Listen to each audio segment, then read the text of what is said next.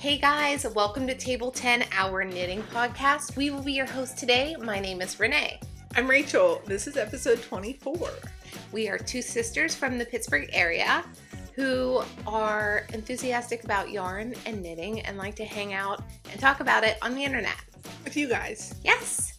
So if that's your thing, pull up a chair, hang out with us, work on a project or don't. If you have been here before, welcome back to Table 10. And if this is your first time joining, we're so happy to have you. We're so happy to have everyone, but welcome to everyone. We are truly going to try to do today in one shot. We say that, but there are no children at home. So there's nothing stopping us. That's right. No Except excuses. Us. Yeah. Okay, what have you been up to, Rach? Well, it was my birthday last week.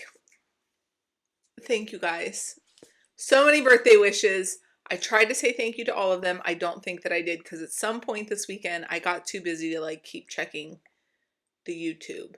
So thank you everybody for the birthday wishes and for the sock suggestions. We got good ones. Explain that. Last week, did I bring it? I did not bring it. But last week I showed a sock set that I got for my birthday. It was like a tonal blue yarn. And I asked for pattern suggestions. And you guys knocked it out of the ballpark. So thank you for that. I tried very hard to cast the socks on 3 times. So much so that there's a length of yarn now that's so fuzzy I don't know if I can use it. Because it's been... I want to see.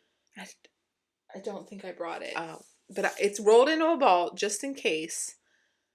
So first I cast the sock on. I thought I would try using those Addy Flexi Flippies. Yeah. 3 of them? Oh yeah, it was a mess. I had the biggest gap where those... The side, lettering? Yes. And I was like, why am I trying to do this? I know how to knit a sock perfectly using 2 different types of needles. Just pick one of the... What made you want to try the flexi flip? What was that? I spit on myself. I thought I spit on you. That's why I looked at you. I was like, oh no. They're all places. Like my 9-inch circulars are on my walking socks. And I only had that magic loop that's 10 yards long. What do you mean your walking socks? You know, the ones that I can walk around and do. My plain vanilla socks. The ones I took to Hershey. Oh, and sometimes if I never walk around the neighborhood and knit because if I walk around the neighborhood, I take the dogs. But sometimes I walk on the treadmill really slowly. I don't even know if it would count as exercise, but just to practice moving with the socks. So that's what I do those. So I was not taking them apart. Those needles were busy. And those were your 9-inch ones? Yeah, those are my 9-inch ones. And then I could only find the size 1 that was the really long one. Yes. Did you find one? I did. Well, okay. I went on a whole journey. Do you want to talk about it now or with what you're working on? I'm not working on them. Oh. I messed them up 3 times. Okay. So that didn't work. This is the blue Ruby and Roses yarn. Yes, and the Hedgehog Mini. So I ripped it out and then I cast them on again using the size 1 that's just too long. I was like, whatever. Get over it, Rachel. She has a size 1 that's on a 60-inch cable. I got them for 2 at a time socks, but I don't want to knit these 2 at a time because I don't want to wind the yarn into 2 balls. So I did that, and then Rachel and Joe from Twin Set and Pearl sent me their pattern Rachel socks for my birthday. That's awesome. Isn't that awesome? I couldn't figure out if they wrote Rachel a pattern. And she was like, Renee, one of their names is Rachel. It's like, oh, I knew that, but I was just so stuck on. She was like, they wrote you a pattern? I'm like, no, they wrote themselves a pattern. Anyhow, I was like, this is what I'm going to do. I'm going to take my birthday pattern and my birthday sock set, and I'm going to combine them. It's going to be wonderful. And I took them to hockey again. Wasn't it just last week that I said I should not take a new pattern to hockey? Because when I started this. Oh, yeah. Because it's a lace sock pattern. And I messed that thing up 15 different ways. So driving home, I was like, oh, I gotta rip it out again. Because I wasn't even one full repeat into the sock pattern, so I didn't even know how to fix what I had messed up. So I rip all the way back to the ribbing. You know what happens when you rip out ribbing? It goes front and back. They all spread out. The knits will come forward and the pearls will go back. I'm going to show them the picture. And it's a tube, so it just looks like that. Okay. That's from Rachel. You guys, and we're in my husband's truck, and it's bumpier than my car. Like, it was hard to pick up the thing, right? We're driving down the highway, 65. I'm trying to pick these stitches up. Do you know what he says? He's driving. Babe. Like, what? Like, can't they tell when we're stressed? Like, if we go from knitting like this to like knitting like this, give us a second. He says, you think you can steer for a little bit so I can pick up my AirPod? I said, I don't think so. We're moving down the highway. Yarn everywhere. What's he thinking? I couldn't do it. I couldn't pick them up. I ripped the whole thing out. So the yarn's back to being a ball. Mm-hmm. Okay. What are you going to do with that yarn? I think I'm going to, I'm definitely going to knit it into socks, but in the meantime, sometimes you're like, it's just something, I need like a minute with this yarn. Time out. Yeah. So I put it in its little project bag and I set it down and I cast on a different sock. I'll show you that during whips. Do you have the flexi flips here? No. Okay. I think I'm going to give those away. I'll take them. They're terrible. Some people really like them. For me, bad. And I just wanted to show them because there are some people that don't knit socks by what we mean by the laddering. I know. It's fine. I was going to say, I can show you the flexi flips. We'll cover that on a different episode. Okay. Okay. What have you been up to? Managing contractors at the house. Yeah, still. How much longer? This room looks good. This room has been newly painted. It looks good. Thank you. It does look nice. All of the wall painting is done. So that team of contractors are finished with this house. Oh, good. And it really does make a difference. It's exactly the same color of house. However, can you guys tell? You have a new color today. It's new. Well, no, you have fresh paint today. Fresh paint. Same color, fresh paint. So that's been really nice. However, the ceiling repair is not complete in the living room. So they're still going to have to come back and there's going to be dust and plastic draping. I was kind of hoping it could happen while we were gone. Will it? That would be so nice because my husband could go into the office. No one would be home? He works at home or in the office. Yeah, it would be nice if they could do that on a school day. A school day for my youngest. And then we have to recarpet the whole top floor. Yeah. And then our house will be back in order from when it flooded. And it'll be a big improvement. Because you did not like the paint and you did not like the carpet. That's true. I don't know how you felt about that ceiling. We didn't have to paint the walls. The walls weren't a part of the flooding. Right, but you did want to paint the walls. Yes. So your house will be much improved. It will be. Yeah. And the table 10 room will get new carpet as well. So we have carpet throughout the top floor. All of the carpet matches in this house. It's upstairs where the bedrooms are, in the basement, and then in the office here and in our living room. And then we have hardwood floors where it's not. But we're going to have that redone so it all matches, except the basement. That's kid zone. I don't even want to touch it yet. Yeah. We didn't paint those walls either. No, because they're throwing things around down there. Throwing all things the toys around. are down there. They're Nerf gun battles. They're kicking off those swings. We have sensory swings for our children, which is like a large... It's like the Cirque du Soleil satin thing that they twirl around in. But it's like really long. Like I can lay in it flat this way. So it's like a cocoon. Yeah. But it is one very large. Anyways, they have those swings downstairs in the basement that they can just swing on. And it really does feel good. My kids love them. We have them in their rooms. I never understood why. And I got in your son's one day. And my brain was like, Yeah. It's just like, yes, very meditative. Yeah. So anyways, they'll kick off the wall, even though So I asked them not meditative. to. Whee! Oh yeah, it's a performance down there with them. I walked in my son's room the other day, and he had himself going in a circle. He was laying straight out like a plank. Yes. Propelling around, but if he grows 1 inch, he's whacking something. He has the perfect clearance it's in the corner, between the corner and his bed. He was just going. Hey, wait. So when we first hung these sensory swings in the basement, I told my husband, I was like, I think we can hang them on the wall over there, and then if they want to like hang out in the swings while they watch a TV show or a movie, that'd be nice. I like romanticized what they would do on how swings. calm they would be. And they had like, I was like, I think like this, what's that, 2-3 feet would be enough for them to swing back and forth from the wall. Mind you, now ours is out like 6-8 feet from the wall, and our kids are like scooting. My daughter's upside down, flipping her legs. I said, "You look like Pink."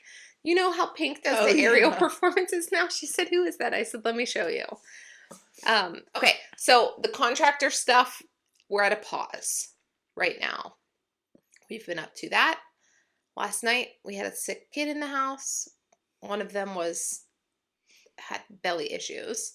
So I will be checking my phone while we're recording today because I have to put it on sleep. We're recording on my computer, but it will ping through. I just need to check to make sure that the school is not calling me.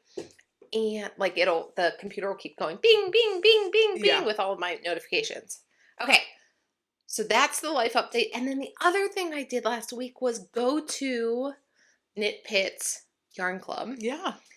Our friend Kate hosts a fiber crafting night once a month in the city. She also teaches classes and things like that.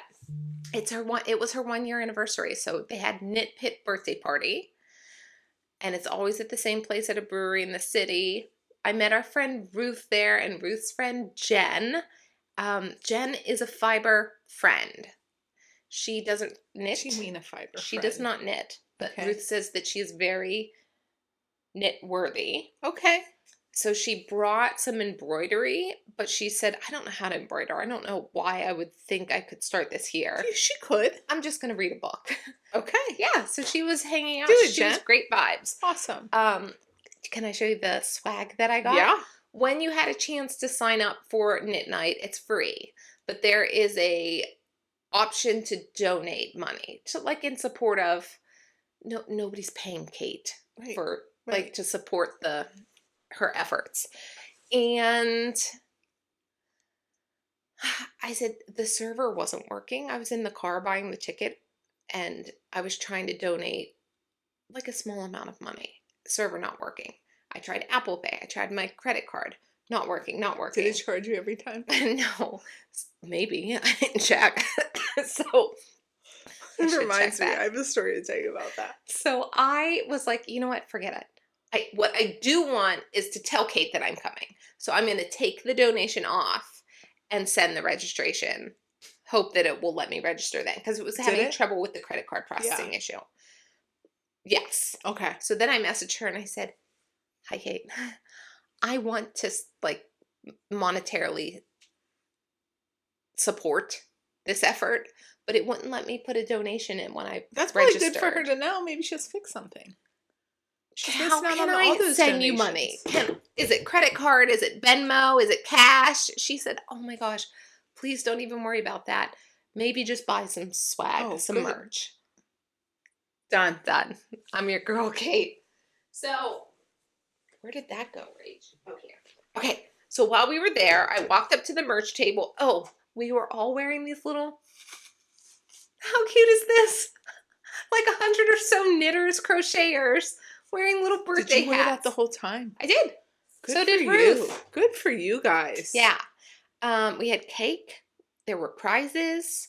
Moon and Yarn. There was a $50 Moon and Yarn gift card, which is our local craft room, our local yarn store. Okay, this is my favorite thing that I got. It is a bandana on Japanese cotton that she designed. Awesome. And then had printed here in the States. I'm sorry. How creative. How creative. Yeah. That is so cool. Yeah. Okay, so it has a yarn ball in the middle, yarn balls all around the, what would you call that? With the like border motif? Yeah. And then the words say established 2024. Right there is Knit Pit, which is the name of her club.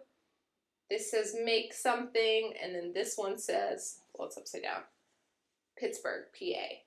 That's cute. And then around the border it says crafting and community. Rachel, how cool is that? It is cool.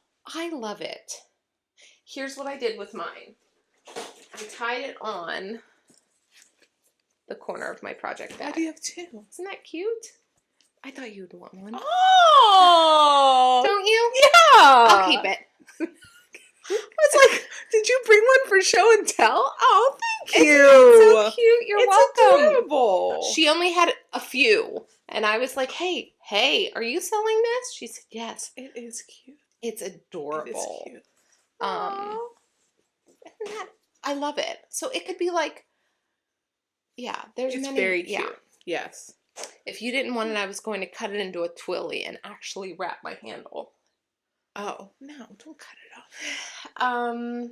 Okay, so that's one thing. Then she had these little Knitsburg stickers. Those are cute. Aren't they? Aww. And then she had bags of buttons. Oh, she's cute little buttons. I didn't realize they were so little. All of these. I had messaged her about her buttons, remember? Yes. When we were trying to make about buttons. I didn't realize those are cute. Okay, so this one says, meet me at the friendship table, because for solo crafters, they always have friendship tables, and it says something like, don't save seats because you're supposed to be by yourself, make friends, things like that. Where can I put this? That's not a banana. Okay, go ahead. Okay, and then this one is an image of the bandana logo she designed. This one says, I made it myself. I realize they can't hear me. This They can probably says hear you. Knit Pit Yarn Club, Cute. Knitsburg, PA. Does she sell them in like a bundle? Yeah. Oh, that's Yeah. cute. Oh. And this one, I like that. I think that's my favorite. DIY or die. Very cute. Yeah. So we have some buttons too. Awesome. I think that's I everything couldn't got from go to Kate. this awesome fun party because Knit Club happens on a day that I work night shift. Yeah, I tried. I really tried to get her. And if we weren't going to Montana and Rhinebeck, I probably would have just called off work. But I'm taking a significant amount of time off work for those two trips. Yeah. So, boo. Work getting in the way of all the fun things. It was so nice. So I got there a little early because I had to put our prior episode loaded onto YouTube and stuff. So I did that little bit of work there. And then by the time that finally uploaded and did its thing, Knit Night was pretty much starting. Okay. People are so friendly. Yeah. We met, there was another crafter that Ruth's friend Jen said, hey, it's a lady's first time here. I told her she could come sit with us. That's what we did the first time. Do you remember? Yeah. We were just like, hey, come on. Sit down. She was so sweet. Do you know what she was working on? Huh. I said, hey, what are you working on? She said, my sister is moving into like her first home, purchasing a home, buying a home. I am hand embroidering her like a set of dinner napkins. Oh, that's nice. Isn't that cool? That's a nice gift. It is such a nice gift. That's awesome. Yeah. Yeah, I thought that one was cool. Ruth was working on a blanket. I was working on my shawl. And that is an eye catcher. People really like to. It is. That was being passed around and squished and wrapped. I honestly might be a little sad once it's blocked because I think it's going to lose that 3D-ish. Okay. But I love the 3D-ish. I love that puffy squishiness. Yeah. Yeah. But I wanted your straight B. I know, but I like it. I just like how it looks puffy like that. I like how it felt. But I could just knit like 10 more repeats and not block it so aggressively. But we're talking about the Painting Honeycombs shawl by Stephen West. Yeah, I'll just retell you in a minute. Get to it. Hey, but wait, you know how you said you were having problems with the server? Yeah. I tried renting a trombone. Wait. for Wait, my statements you never thought that you would hear. on a knitting podcast. Or statements you never thought you were going to say in your life. So my fourth grader, I have a fourth grader and a sixth grader. The sixth grader plays the violin. He's played the violin since third grade and he really likes it. Wait, I'm sorry. He's not in third grade anymore. He's in sixth grade. So this is his fourth year playing the violin. My younger one tried the viola last year and he did not love it. And this year we encouraged him to try band because in fourth grade they can play a band instrument. And I like, my kids play a lot of sports, but I want them to be like well-rounded people. So I would like them to learn some kind of instrument, at least learn like how to read music and things like that. And so it's like a touch of the arts. Right. Yeah. So they have like a band discovery day. You get to try out all the instruments and then they send home a piece of paper of the one that they picked and he picked the trombone. I love that. I know. I can't wait to see him practicing. And she was like, would you like to guess the instrument my son chose this year? When I was in probably junior high, I played the saxophone and my mom made me practice outside. What did you play before that? Oh, the piano. No, and before that? Oh, the cowbell. So funny. He thought he wanted to play drums, but to play the drums, you have to play the bells first. And he was like, I don't want to play the bells. I want to play the drums. And she was like, well, you have to start with the bells. And he was like, trombone. So you rent a trombone. Are they children-sized Yeah, trombones? yes. Okay. So there's companies that work with the schools and they'll deliver the instruments directly to the school.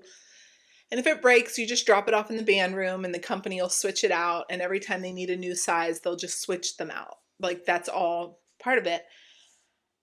But I couldn't get it to work and I was getting like cranky. And you know what? I think my husband can tell when I'm cranky and he doesn't help me. He's like, I'm like this, like stressing out, trying to order a trombone. And he's like, hey babe, will you drive so I can grab my AirPod? I love you. Like, I can't rent the trombone. He's like, I know how to fix this. Yeah, she needs a hug right now. I don't. I need to rent a trombone because if I walk away from this task, it'll never get done. I couldn't do it. I couldn't rent the trombone. So last night at like 1 a.m, my brain said, you never rented a trombone.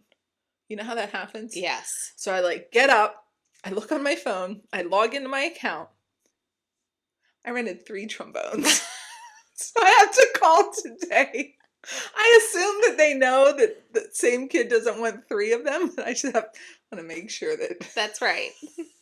How much is a trombone to rent? So both programs, orchestra and band, there's a commitment that if the kids choose to do it, because it's voluntary in the intermediate school, that they will stick with it at least until Christmas break. So the rental companies will rent you for an introductory period. It's $25 for that whole time period. Cool. Yeah. And then if you want to keep playing, then a monthly fee kicks in. But both companies, the violin company and the trombone company, credit your account so that if your kid sticks with that instrument, when they reach full size, you can get all that rental money back towards purchasing their own instrument. Okay, cool. That's a pretty good deal. Yeah. Now, trombone. Okay. So, yeah.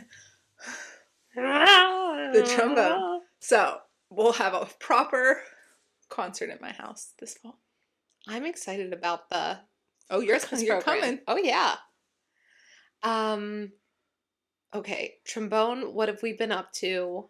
Finishes. Hey! What? What are you wearing, Rach? I know! Look at this! Guys, this is my birthday cake. I knit it all up in 1 week. Actually, I knit it in like 2 days. So this is, excuse me, I'm sorry. I drank coffee on an empty stomach today and it gave me a little bit of gas and Renee gave me gas X, so I'm sorry. We're both a little bubbly today.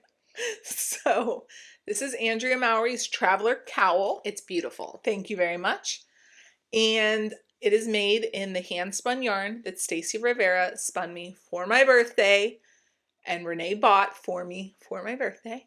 The colorway she named Happy 10. And I can take it off so you guys can see it. It is one of those ones. I always say that they look like home plate when you knit them. and then you seam them together at the back. This one has an exposed I-cord on the seam, which is cool.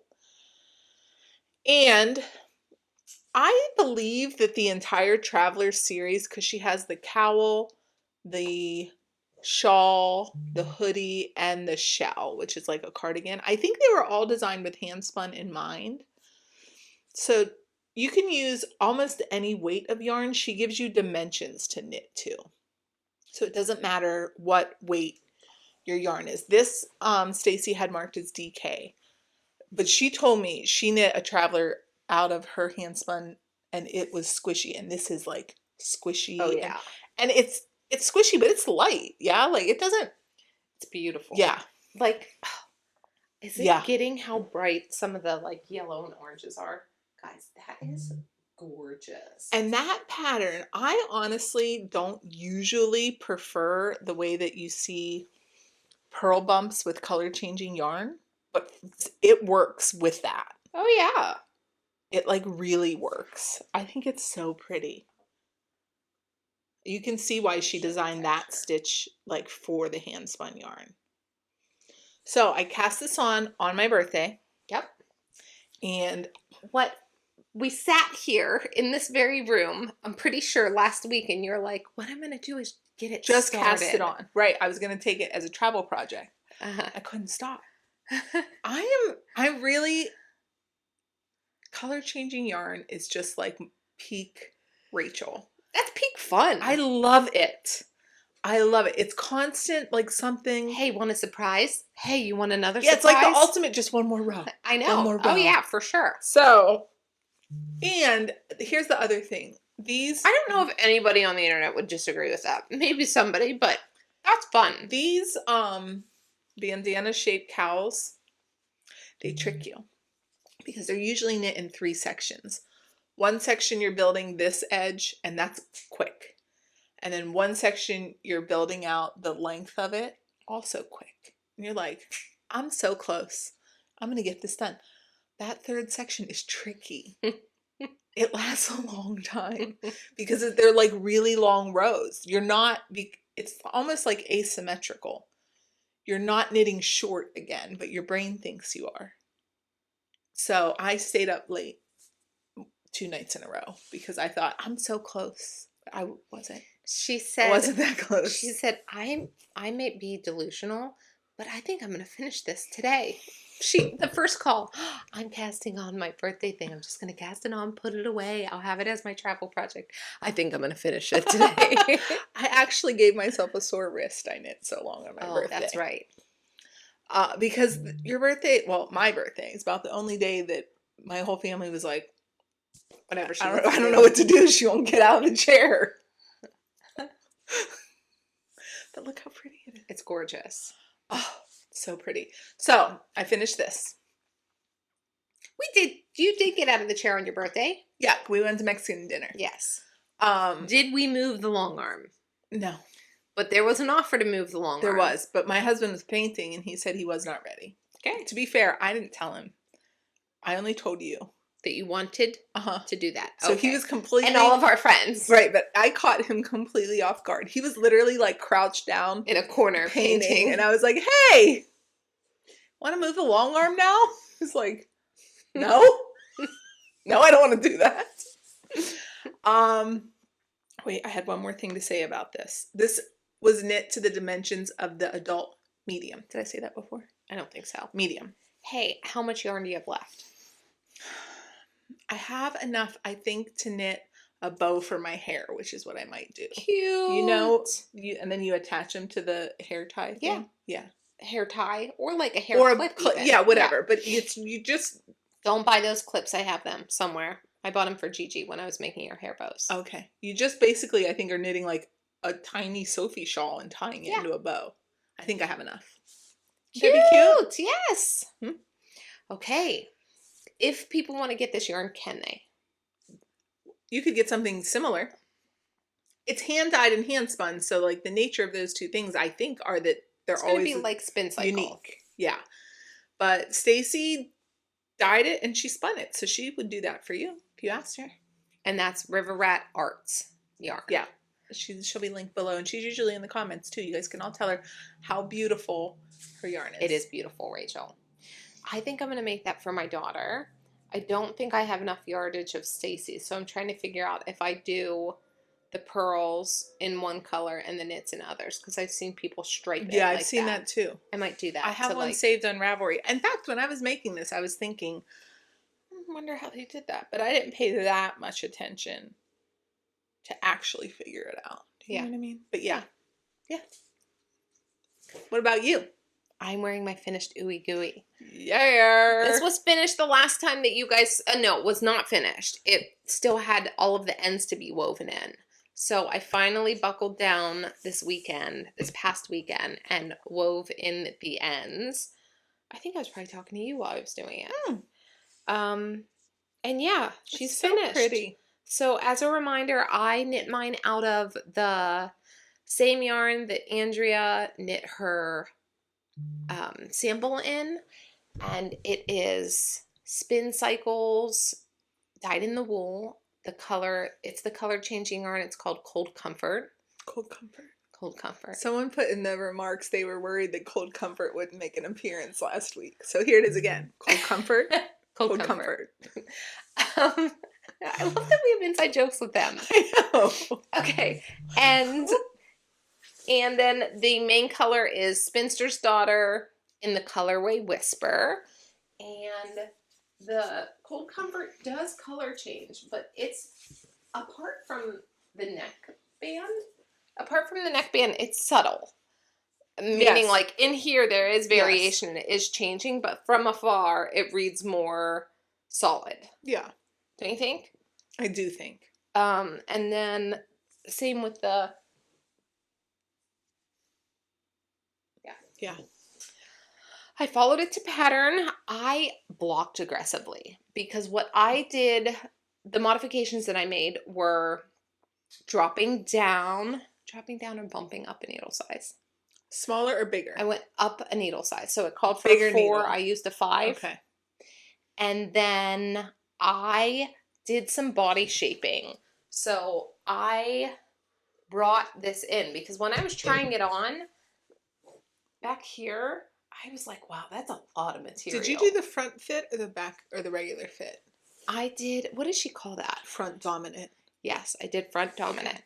So what Andrea basically says in this pattern is that measure your body around like the widest part of your body.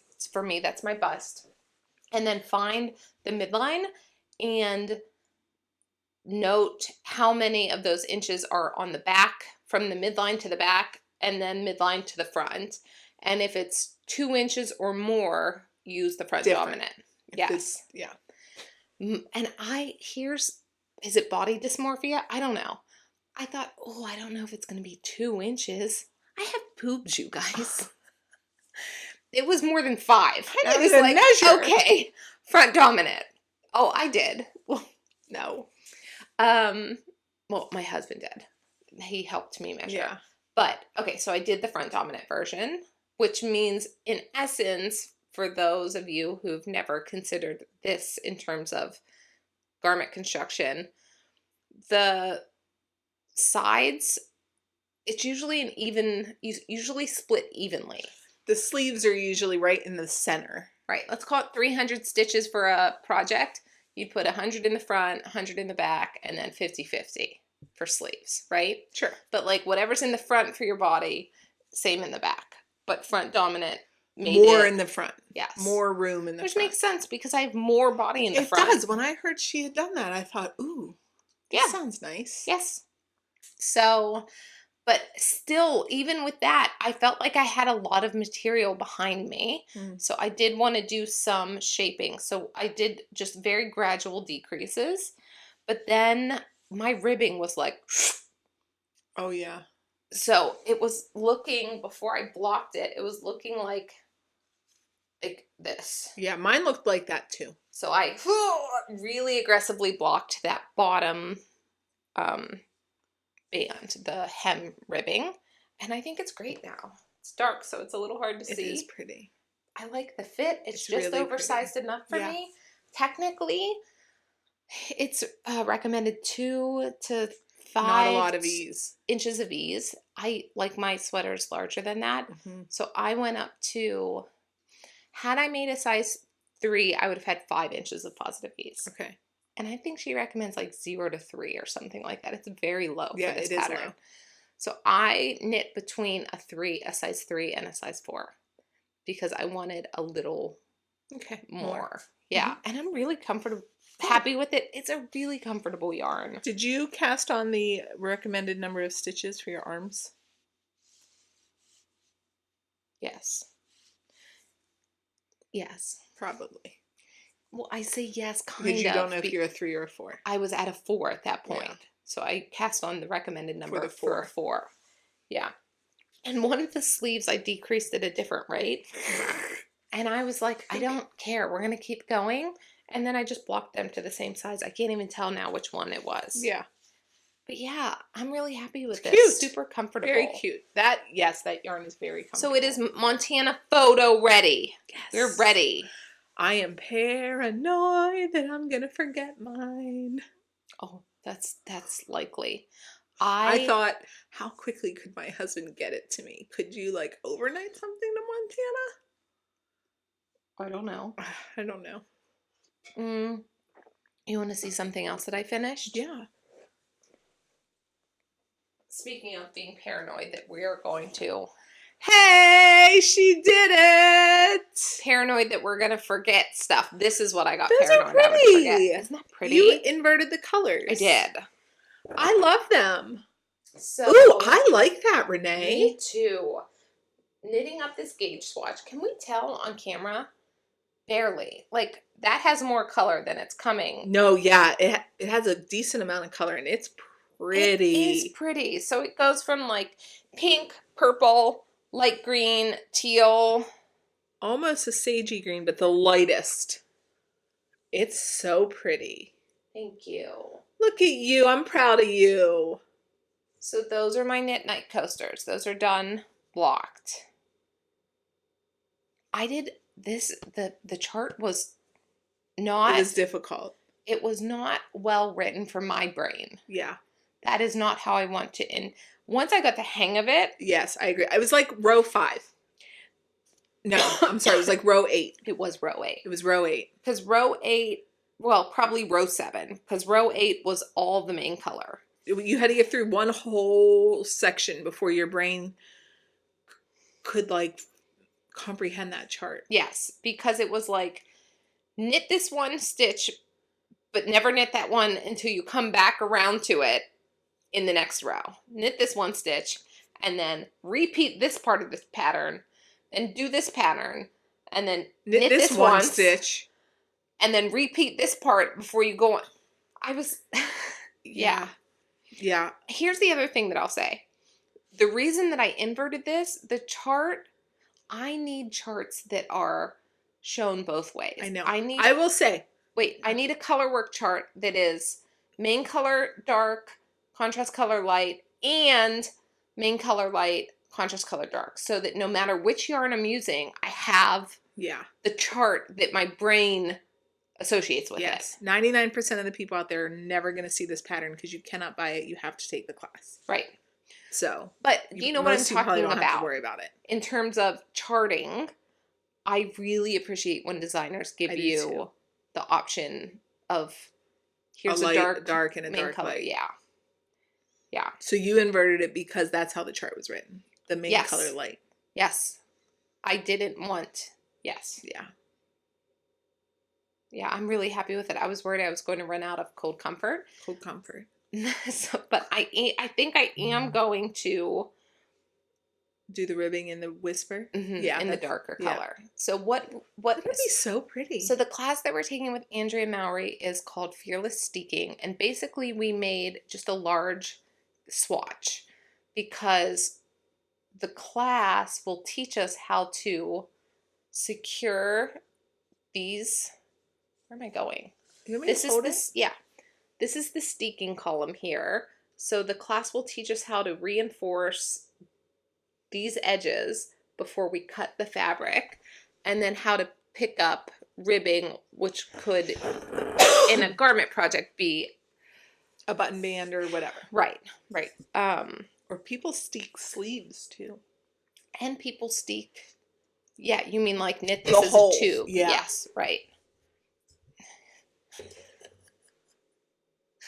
Bang! Yeah, I'm really happy with this. Cold Comfort is so pretty. It is. It's so pretty. It's my vibe. It's soft and romantic. I really like this colorway. And I still think I have the brightest bit up there on my neck. You do. This is close, but yeah. Okay, so that's my second finish this week. Da, da, da, da. Yay! I have 2 more finishes. Let's see them. Okay, so let's just do the big one first because I have a lot to say about it. The OGs here at Table 10 might recognize this.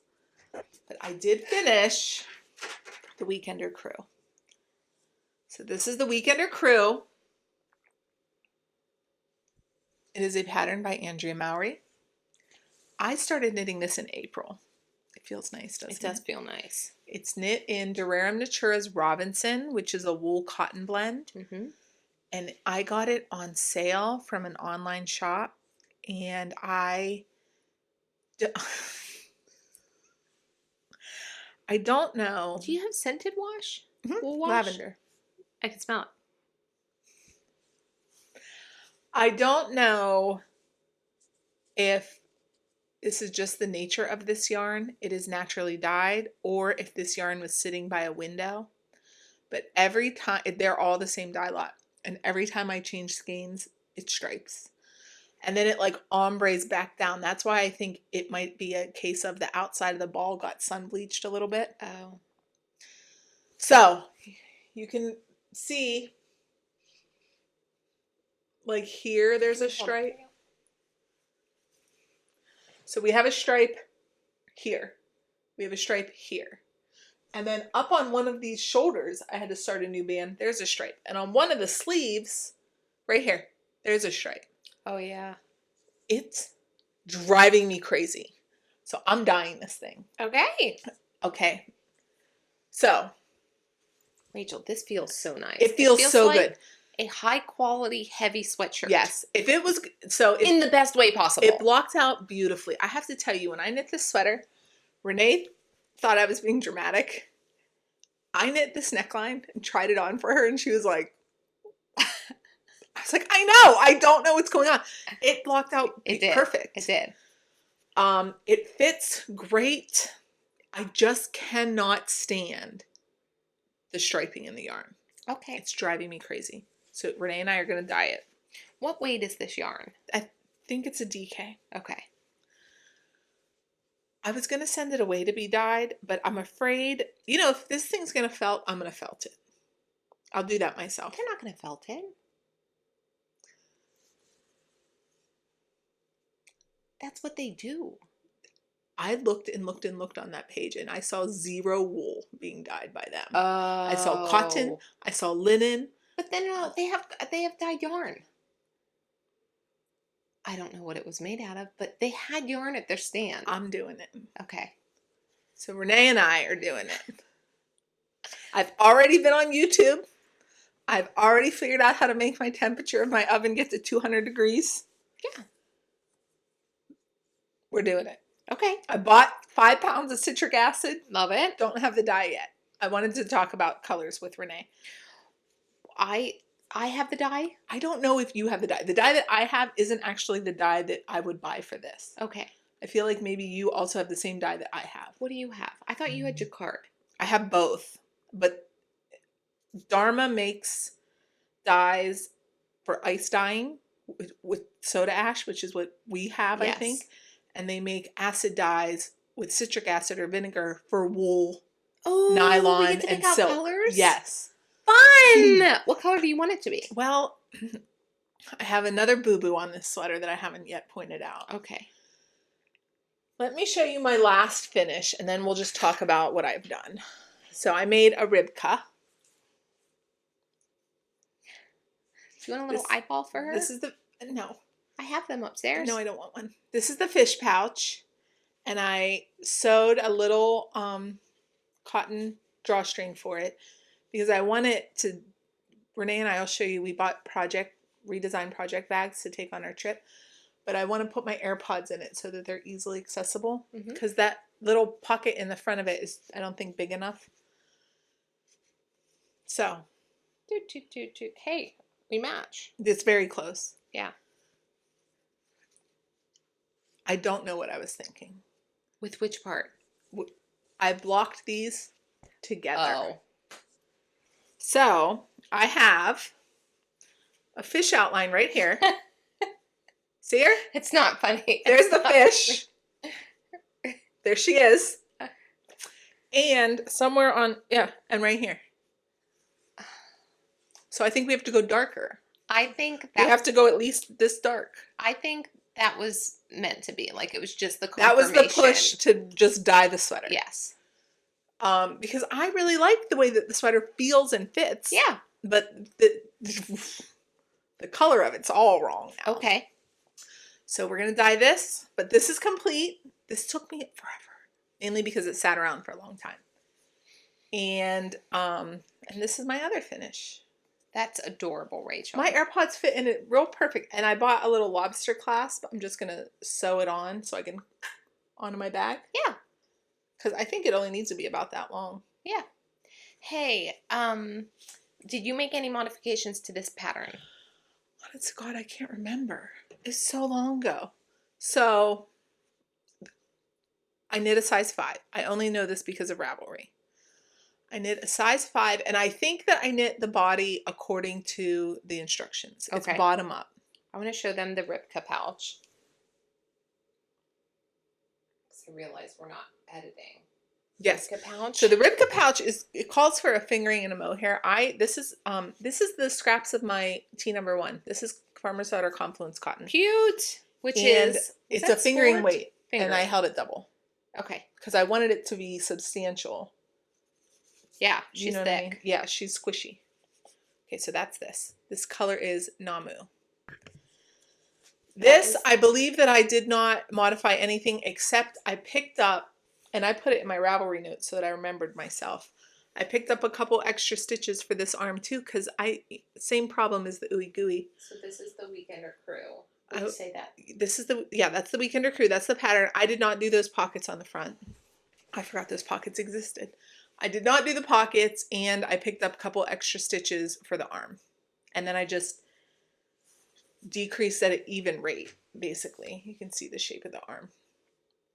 And I marked them with lobster, although you can see it pretty well in this. Yeah, you can. But I marked them so that I could mimic it on the other side. Yes. And I almost did it. One sleeve is like 4 rows longer than the other one. Nobody cares about that. No. So I finished 3 things this week. I think this is beautiful, Rachel. It is. It is. It needs to be over dyed. And this feels like just a rock around. It feels nice. You can wear this right against your skin. Yeah. So here's what I'll say about this yarn. I did not like knitting with it. It was not easy to knit with. It felt dry and draggy. Hurt my hands a little bit. It's a woolen spun yarn. Cotton wool. But now, I love how it feels. Oh, I know. People love this yarn. It feels incredible. So I don't know what to tell you guys about that. I think it's probably worth it, but I would make a very slow, no rush kind of project because the yarn was not enjoyable. You know what I mean? Yeah, I know what you mean. But it's really nice now. Like it's really, you can really feel the cotton in it. Yes. Yes. So, what color do you think we should dye it, you guys? Do you have a feeling? I feel like red or black. Okay. Let's do it. What do you feel like? I was thinking dark red or purple. And the answer is I don't know.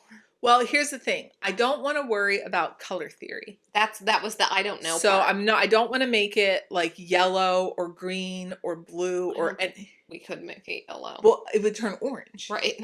So like, I don't want to have to worry about mixing colors. So I thought we're either going darker, like a cherry.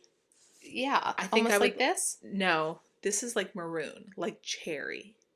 Like Big Apple red? What do you mean by cherry? What color is a cherry? Cherry red, cherry. There are white cherries. All right, listen. In my color sheet, it says the red for me is cherry. So Show us. that's the color. Cherry? Do you mean apple? Nope. Cherry. No, I was referencing an actual color of a nail polish. Like, I was trying to give us a frame. Cherry. It says. It's OPI Big Apple red. I don't. It's like a true red. Yeah, yes. Red. Or black. Because certainly Pull that that'll- back up. Well, So this is where Rachel and I had our colors analyzed. these are my colors. But look, I feel like if we hit anything in that bottom, this one. My neutrals. Those are my neutrals. Yeah, Rose brown, wine truffle. that'd be easy. Yeah. The only reason that I was thinking cherry or black is that those are not colors that I would ever Microphone. I know. want to knit with. So Go this is an easy way to like get that color sweater without having to knit with it. Hey, yes, I saw a podcast where somebody deliberately did that. Yeah. Let's do black then. Okay, let's try black. Even if it ends up charcoal, that'd be fine. Yeah. Yeah. Or you could go cherry red and then you have your holiday sweater. That could be cool too. I know, but don't you think I'd wear the black one more? Yes. Let's No, go black. you could do red as a neutral. Okay, black. I don't know. I have like, Black, I think, would be the easiest. yeah, it's going to cover up all those. Maybe, because they say black is really hard to dye. Why? Like true black. It doesn't have to be true black. Okay. It could end up any version of Dark. From charcoal to black. Yeah. Graphite to black. Yeah. Okay. Let's do that. Love this. When are we doing it? I think we're going to have to order the dye now and do it when we come back from Montana. Okay. I actually thought about taking it and complaining about it and hoping that someone in Montana was like, hey, we have a dye studio down there. Chuck your sweater in. Wouldn't that be nice? That would be so fun. I don't think that's actually going to happen. Why don't you email them? No, I'm not going to email them and say, I'm bringing my effed up sweater to you guys. How much would it take for me to dye a sweater in your studio? While you're holding classes all day. No, it doesn't have to be during class. You would pay them. You would compensate some worker for their time of being there with you. We'll see. I'll just take it just in case. Okay. Why don't you email them? You know I'm not going to do that. Do you want me to email them for you? No. Signed, Rachel. Listen. So I went downtown with my husband on Friday. Renee and I wanted to take just small things for Candace for hosting and for the shop and for the teachers. Just like a Thank you. token. Here's a little, yeah. So I went to the store that it's called Love Pittsburgh, and it has all of these like little like gift type things from Pittsburgh. And I bought all the stuff, and they were very, very friendly there. I was checking out and they were like, oh, are you from out of town? And I said, no, I'm going out of town though. And they said, oh, you're taking what? You want to say something? I can hear you grunting. I do. Am I grunting? Yes. This store, just to give them a visual, it's everything from handmade like knit hats from people in Pittsburgh to ceramics to food items to teas to coffees. Yeah, they magnets. had t-shirts, sweatshirts, they had jewelry. A lot of it locally small made. Yeah, I think everything that I picked up said it wasn't vintage. They also have vintage things there. But new things in the store that I picked up all said made in Pennsylvania. Yeah, that's cool. It is cool. So anyhow. It's in the Strip District if you come here one day. Like if you're visiting, that's where the store is. Okay, sorry. Okay, so I was checking out. I said, I'm going somewhere. And they said, oh, you're taking gifts? I said, I am. They were like, where are you going? I said, I'm going on a knitting retreat with my sister. Where to? Montana. They were asking me all these questions. They said, hey, are you good at knitting? And I said, oh. They said, on a scale of 1 to 10, what would you say you are? And I said, I tell you, I'm the most enthusiastic 5 you've ever met. So we have this whole conversation. And what did the woman say she was? A 2. She said I knit a scarf. And I was like, I that's love great. finding knitters in the wild. And then she said, can you come back and tell us if they liked all the stuff that you bought? I said, absolutely, I will. Aw. My husband was sitting in a chair by the door because that's what he does. And when we walked out, he said, you're very bad at self-promotion. She called me and I was like, did you give him a sticker? Did you give him a pen? Did you say come hang out with us on YouTube? 0 chances that's happening. I'm not emailing anybody. I'm not telling them anything. I'm just going to say thank you and quickly get out of there before they keep talking to me and ask me something I can't answer. So, I'm not emailing anybody. But we have really cute things. I should have brought those. I think we're going to film in Montana. I'll show you guys. Yeah. All the cute stuff. Okay. Do you want to see what else I finished? Yeah.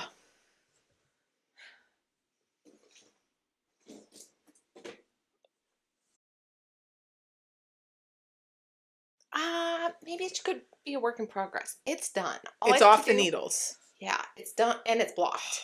Oh, it is? Yep. Beautiful. Less scrunchy.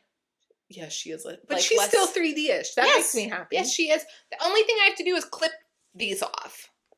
All those, they're all woven in. They just need to be clipped. How many people have asked if you're putting fringe on this? None. So many people have asked me, oh, are you putting fringe on it? I said, no, those are just the ends. Yeah, look at this. Renee. It feels so good. So this is my Painting Honeycombs small shawl by Stephen West. It is made out of 29 Bridges Studio yarn. It's her go-to sock. The colors are, my main color is cider. Let me get it close. You keep talking. Main color is cider. The pink is folio. The caramelly color is called bourbon. And then the navy is Tahoe.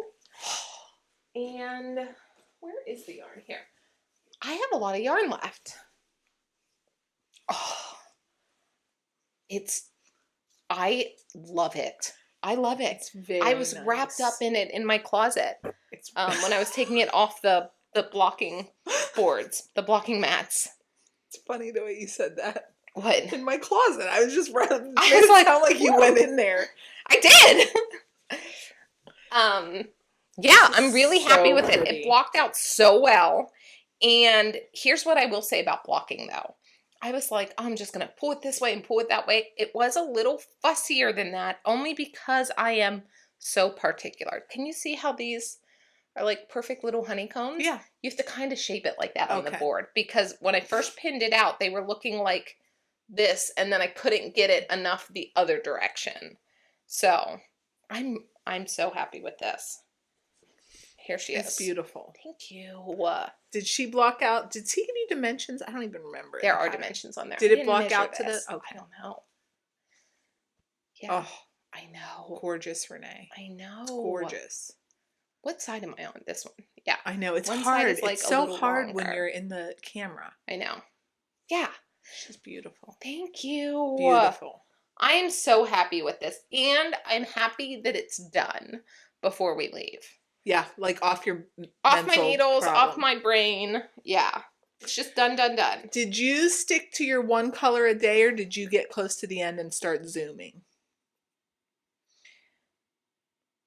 I did one color a day. And then what else was I working on? Oh, and then I actually set it down while I worked on this for a little while. And I finished this, got it off the needles, put it on the blocking boards, and then this is the only thing that you had again. Yeah. So I was like, I'm just going to go. I skipped one repeat. You're at 54? Yes, because my brain liked... the same color on either end? No, even amounts. Oh. So I have the same number of rows. Does that make sense? Yeah. Same number of blues, pinks, and yeah. bourbons. And the only thing that did change was the way that you bind off the I-cord because right. I didn't have any, which actually made it easier. Oh, good. Because you didn't have that bar there? Right, yeah. So this edge is completely, this would have been the live edge. This was an entire I-cord bind off. That was slow going. It wasn't bad though. No, they're not bad. They just take a lot of time because the sliding or the But look how nice it is. I passed.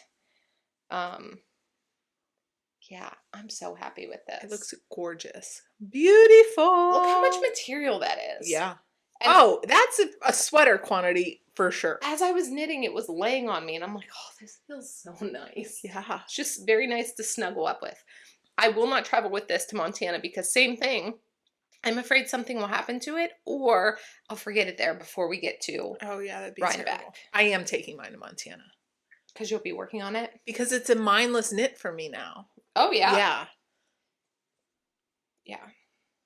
Yeah, and I took a break from it to knit all three of these things. I really didn't knit it this much this week. So I kind of like miss it.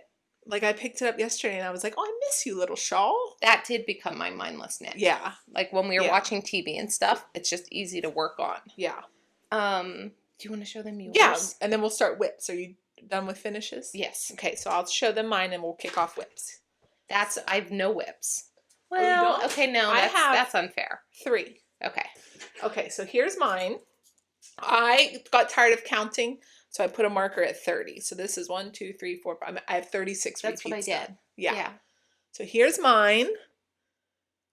Same pattern, the Painting Honeycombs small version. And beautiful. the difference is that my main color is different. It's coral reef. The speckles are pinker and the base is whiter than Renee's. And instead of the blue, I used a gray that is charcoal or cinder. Which one? Mine's cider. I feel like we would Charcoal. have remembered if it was cinder. Charcoal. Probably. It's gray. If you want to order this and you don't know what color I have, you can message me and I'll tell you. Or message Mary. Or message Mary. Obviously, Mary knows. A lot of you guys said you were knitting this shawl, and I think that's so freaking cool, you guys. It's so cool. People posted pictures online of them starting this shawl with Mary's yarn. I love it. I love the idea of all of us running around in the world wearing our matching shawls. Our like sister kind of shawls. matching. Yeah. It's like Sister Shawl Club. Yeah, Sister Shawl Club. I love it. So we found this pattern at a trunk show of Mary's at Moon and Yarn Craft Room during our local yarn crawl in August. Yep. And we were so enamored by Mary's color choices and the pattern and the feel and the quality of the yarn that we had to this was a very easy buy for me because okay, let's start with I did not want to buy massive amounts of yarn on this yarn crawl. The first day of the crawl, we walk into Moon and Yarn, and Mary has this huge table set up with just mountains of yarn, and it was so pretty. And I was like, in my head, I was like, you're not supposed to buy a lot of yarn. You can't just buy random yarn. No matter how pretty it is, Rachel, we don't buy random yarn. That's my rule. Do you ever walk up to a dyer or like a collection of yarn and think, all of these colors are gorgeous? Yes. Even if I don't want to make an entire project out of this color, I can look at it and say, that's a pretty color. She had this beautifully cohesive palette, and she had it organized. Sometimes I look at yarn and I think, that yarn is so pretty, but the way that they've arranged the colors is not helping. Mary knew how to arrange those colors. Like, it was just very pretty. But my brain kept saying, no random yarn. You don't even know how much to buy. You don't know what you're knitting. You can't just buy random yarn. Okay? Don't do that. Rachel, I'm talking to myself. You guys can do whatever you want. So we walk around and Renee pulls this shawl off of a rack and she's like, oh, wrap yourself up in this. And I was like, oh, this is wonderful. This is wonderful for so many reasons. First, it's beautiful. Second, it feels great. Third, it's not random yarn anymore. Get over there and pick out yarn. So as soon as I had a project in mind, it was like the easiest thing in the world to buy Mary's yarn because I was basically itching to do it. So we're going to knit them and we're going to wear them to see Mary. Yes, that was always our intention. Yes. And as we shared on the last podcast, Mary reached out to us and said, hey, do you want to more formally or more officially come hang out in the booth with me with your shawls and hang out and have a good time? And if we pick ours, then we can tell people about it. So we will be at Indie Untangled with Mary. It is the Friday before New York Sheep and Wool. We will be there from 10 a.m. to 12 p.m. in the 29 Bridges studio booth. Wearing our shawls. Yes! So exciting. If you will be there, come say hi to us. Please. Yeah. Come hang out. Yeah. You can touch Mary's yarn. You can take wear my shawl if you want. You can't leave with it, but you try it on. Shawl Club. Yeah. Yes. I'm very excited for that. So I'm happy that I have mine off the needles. Just mentally, I'm free. Yeah. You're doing Yours good. is beautiful. You'll have no problem finishing that. I actually think now that I have like a big chunk of the things that I need done, I might be able to finish it in Montana. I think you're right. Because we have all those flights. I have 36. And it repeats 55 times. So 19 more. Yeah. Yeah. Yesterday I did a full 3 repeats. So at that rate, 19, it's less than a week. Yeah, especially on the flights. Right. And we'll be at a knitting retreat. I know. They're going to open up I guess there's an upstairs in Farmer's Daughter, so you can just hang out there and knit. That's where we'll be. That's so fun. Okay, so then what else are you working on? I still have my finest kind. I only knit, you guys aren't even going to know that I did anything. I only knit about 1 inch on this sleeve, but it's still going. Okay. So, are you going to take that one with you too? I think I'll take it, but I won't take it on the plane. I'll pack it in a bag just in case. Yeah. Because I've not yet gone on vacation as a knitter and not had about a month's worth of knitting with me. Same. What is up with that? God forbid. What do you have any whips? I have one. Okay, well, I have one more. So you do yours. You do yours because I have to find the formal name of mine. Okay, so after my birthday yarn needed frogged 3 times, it had to be put in timeout. So I cast on a sock. I don't think I've ever said this, but I am a member of Farmer's Daughter Beanie Brigade and their sock club. So I thought maybe I will take the yarn back. Let's go back for a visit where you came from yarn. So I grabbed the sock set from their sock club. Oh, that's adorable. And this is June's set, but it reads fall to me. So look, I cast this sock on. Rachel, I literally just told Ruth this is Charlotte Stone's quilt blocks. No, it's not. Oh. Did somebody else make it? This is not Charlotte Stone's. Let me show you what I have in my... Let me get back to Ravelry. This is Quilty cabin socks. Oh, I had under the quilt socks. Oh, mine is only on the ankle. It's just stockinette. That's why I wanted the ankle done. And let me show you the pattern name. Quilty cabin socks. That's so funny. Yeah. I wanted this done because then I can just stockinette. That's right. On the plane. Can I tell you what I had this on my phone for? Huh. Okay, so here are my leftovers of my 29 Bridges socks. I'm sorry, 29 Shawl. Bridges shawl. I have... Oh, you have a lot. I have a lot. So it started with 5 skeins of fingering. So I have all of these contrast colors left. And I have... That's why I brought this down. She has Let me weigh it for you. I was like, what are we doing? I have 98 grams of the main skein. color. Yeah, so I thought this could be my main sock color. Oh, cute, with all the quilt blocks. But I want to do 3 rows. So this one will be, it'll be one color, one color, one color on the leg, and then just stockinette. Same for travel. Yes. That's why I brought this down. Renee, so I had this cuff done because I did the cuff on a 1. Okay. I wanted a 1.5 9-inch circular to do this, and I had to order that on Amazon. So I had the cuff done, 2 days ago. Okay. And yesterday this came in, and I sat at a trampoline park and did this whole color work in about an hour and a half. Yeah. And now the whole leg on my sock is done.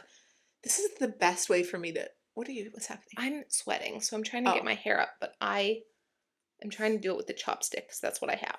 Got it. This is the fastest way for me to do a sock, is to make the leg so engaging that you don't even know you've done it. Yeah. Like I'm ready for a heel flap. Yes.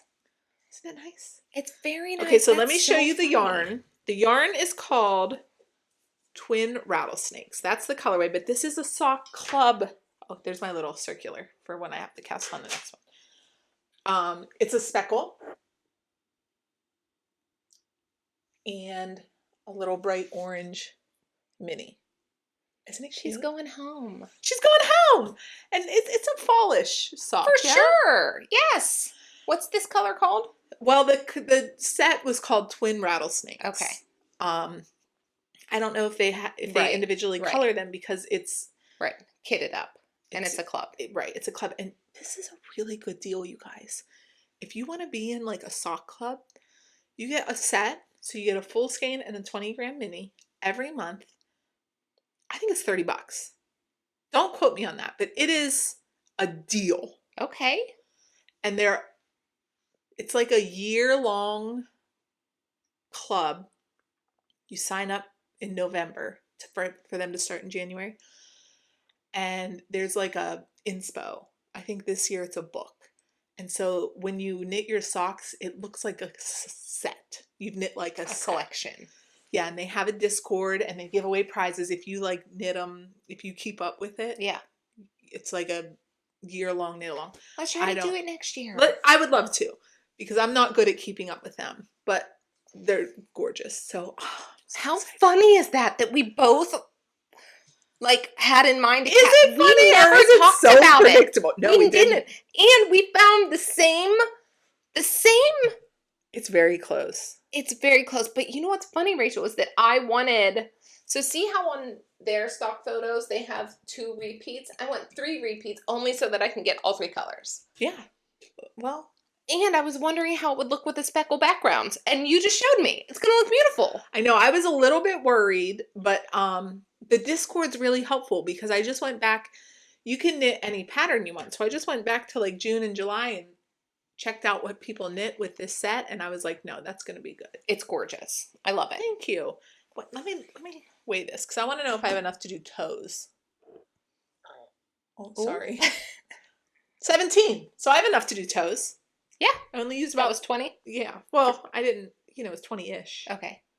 Even if I used 5, that's 12. Yeah. So I'll do the toes orange. Cute. That's going to be so cute. What kind of heel are you going to do? I'm just following the pattern. It's a heel flap and gusset. Perfect. I'm not trying to oh, and look at this.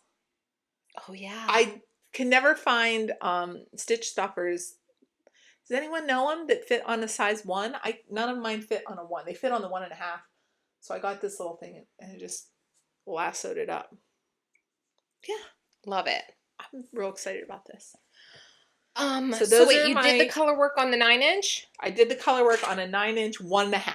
Okay. And I knit on a 9-inch looser.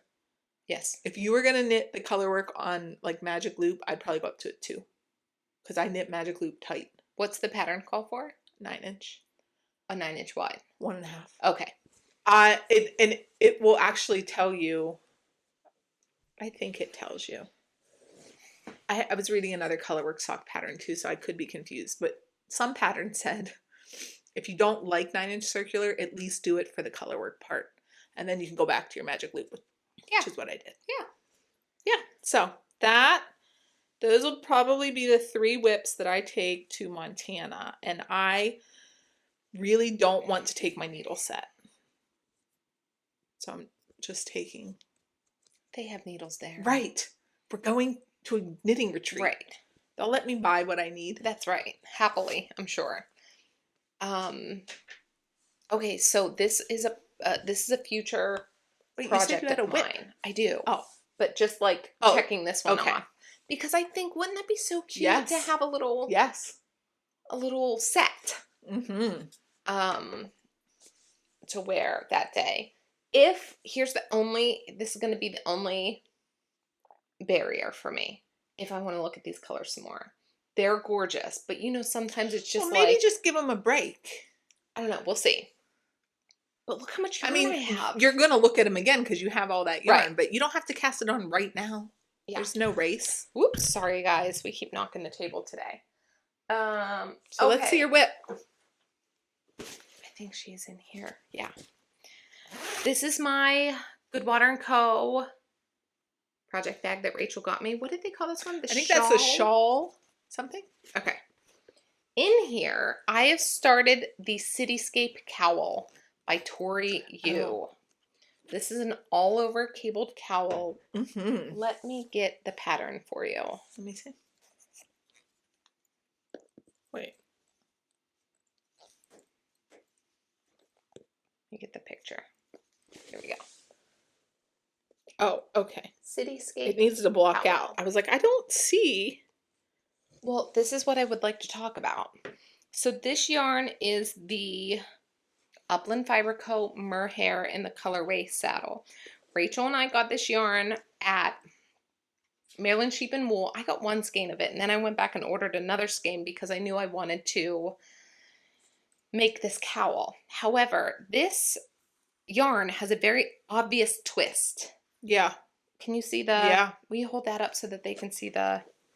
The yarn is beautiful. I am so happy working with it. It feels good. It does feel good. I don't think that this is the pattern for it. It is hard to see that. made multiple texture projects, Yeah. and they're beautiful.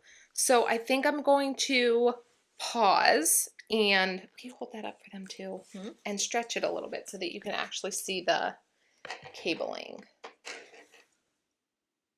Yeah, maybe once it blocks though, because when you stretch it, it looks good. I know. But like this, did you see me flip it over? I was like, oh, I'm looking at the wrong side of it maybe.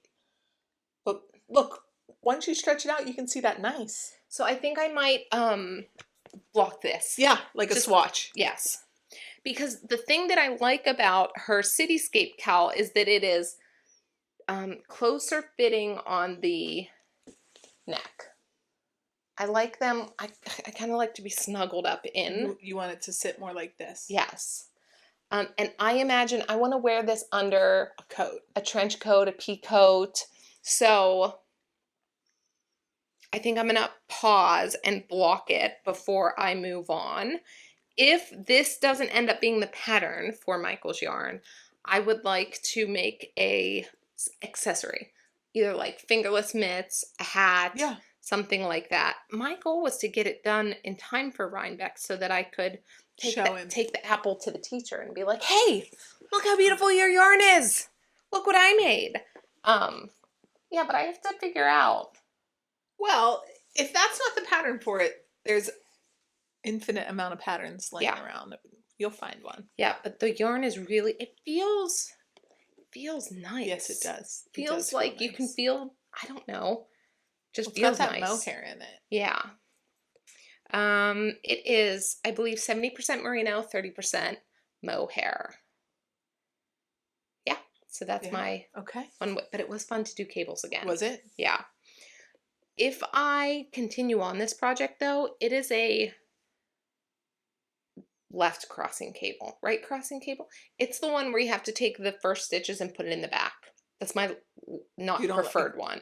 So I think I'm going to bring those to the front. Or you're just going to change them? Yeah. Just be consistent all the way through. Okay. I would probably even change it now. Yeah. Okay. So that's my one whip. Nice. I'll block that sucker while my blocking mats are still out. Oh, and I did put my yarn in my little yarn box. Oh, cute. Which was very nice. I had like a whole thing going on here in this little project bag. That's the one that Rachie bought me. Isn't she cute? She is so cute. Okay. What else? What's next? Acquisitions. I showed you what I got from Kate. Oh, let's talk about our bags. Okay, let's do it. So while Did we mention these at all? We told them that we bought a bag from Robin, I think. Oh, yes. But it wasn't in yet. Okay. Here we go. I had mine kind of flopped open. God, they're pretty. They're gorgeous. Smells real good over here all of a sudden. And the leather is so soft. Yeah. So while we were at PA Creative Arts Festival, Robin, the owner of Yarnbirds, has redesigned project bags. This is the third time that we've sawn them. This is the third time that we saw them. We saw her first at Yarn-Centric in Maryland. Yeah. Then we saw her at Fayette County Fiber Festival. And then again at PA Creative Arts. And I finally I drool over these bags all the time. Well, And the bag but that I they're normally... always They're slim hard to get your pickings by hands the on. time we get there because we That's usually right. roll in late. And I wanted this color. I wanted it like a soft brown. And I had my eye on the Project 10. Right. This is the Project 39. We actually ordered the Project 10. And then we're like... And then we emailed her and said, could we please switch to the 39? Because and thank you, Robin, for helping us. She was wonderful. She was wonderful. She did not have... She had one... Which one? You're moving the... Oh. She had one Project 10 when we were there, but it was black, and we both wanted brown. And this is the color I wanted also. I wanted the lighter brown. Go ahead. The difference between the Project 10 and the Project 39, which what we purchased, the Project 10 is basically the large section of the 39. It does not have the double handles. It does not have a shoulder strap, and it does not have an exterior pocket. So this is more for, in my brain, I thought this is more of like... to take on an out airplane. of the house. Yeah. Yes. And the other one could also go out of the house, but it didn't have an obvious shoulder strap or anything like that. It feels like it would need to go in something else. Probably. What color is yours? Mine is called Burned Tan. Mine is walnut. And gold. They both have gold. I think maybe Hardware. the black has silver. Oh my gosh, they're so pretty. They're beautiful. I've gotten so many... compliments? Yes. And we've had them for what, a week now? Yeah. Mine does fit my neck light. This was very important to me because we're traveling. Same. And this little notions pouch. It fits my entire shawl, and it'll fit 2 sock bags on the other side. I've tried. Hold that up so that they can see everything that's in there. Bloop. And it's nice it's that just like... Yeah. It's almost like magic. Because both sides look full, and then when you close it, somehow it still closes pretty easily. And it does have like really nice, these side gussets really protect your yarn from getting sucked up into the zipper. They do. I like that. Fully lined. Yeah. It has a lot of little pockets and stuff. Yeah, it has little elastic pouches on the side here. It has a zipper pouch in the center that I put another zipper pouch in. See, this is how I imagine my little fishy coming with me. She's going to be adorable. She's going to be so cute. You have some elastic. Watch that mic. Yeah, it has some elastic holders here. Did you try to put anything in them? Nope. I tried to put my crochet hook in there, but they fell out? Yeah. Maybe you need one with the thick... Do you have like a rubber handle one? I'll show you which one I stay. have. Actually, it was a little bit of a blessing in disguise because then I realized it just fits in here. I have these guys. Huh. And it doesn't fit? It doesn't stay in that? No. You have to put it like, I think you'd have to keep it there. Yeah. Keep it in my potions pouch. My potions pouch. I have my little notions pouch, but I slip it actually into the center so that it's all contained there. But if I need to go and I want this but not the bag, I can just pull it out and run away with it. Run. Run. Run. And then in my front pocket, I have life stuff. So I have some cash. I have my wallet, which is just a little card holder. I have a sunscreen stick. Some lip stuff, some keys with my get in loser, we're going yarn shopping keychain. But I think that that's nice my to front, access. I plan on this. That's it. See this? Renee and I both have this. I found one that has credit card holders but still does this. Great. So I'm just going to do that and then put it in there. Yep. Because we're going on a plane. But the nice thing about that exterior pocket is that it can hold your life things. Yes. Oh, and I've actually found this little wallet that I already own too. If I wanted like an actual. It's so nice. It's beautiful. And I really like that it has this snap here because I don't like it when you have a double handle bag that both handles flap out. Yes. It makes it much more polite. It does. And it's a good looking bag. It is. So it is a good looking bag. I didn't want to say a lot about it on the internet, but I had posted like a whip until now. Oh.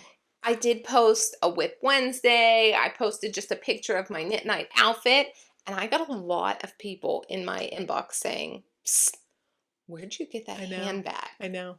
I posted mine in my little birthday haul. Did you get the same question? Mm-hmm. It's good looking. That's a good looking bag. It's beautiful. So they have them in light brown, brown, dark brown, black. There's different color options. And again, we purchased ours from Robin at Yarn Birds. Birds. We'll put the information down below. She has online ordering. So you can go on her website and order them. And she shipped it real quick. Yeah. So I just tied She's my wonderful. little knit pit bandana on there. I love it. It's so cute, Renee. And it's nice to have a bandana too. Because if I didn't have like a hair tie, I could tie my hair up with that.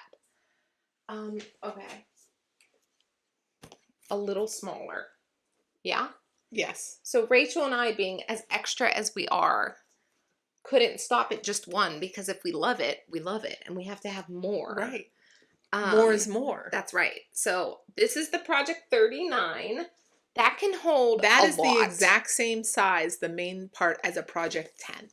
It's basically a Project 10 with an outside pocket. You probably already said that, but I wasn't paying That's attention. okay. And the shoulder strap and the handles. Right, but I mean like the volume of the bag. Yes.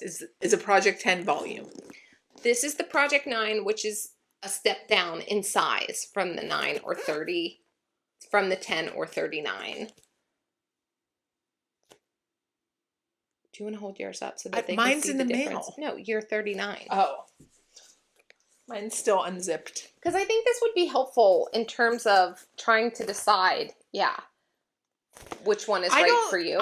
You can correct me if I'm wrong, but I don't think a sweater's fit in there. No, but here's how I imagine this. This is like a sock and a cowl type project. I think maybe my shawl, if only the shawl.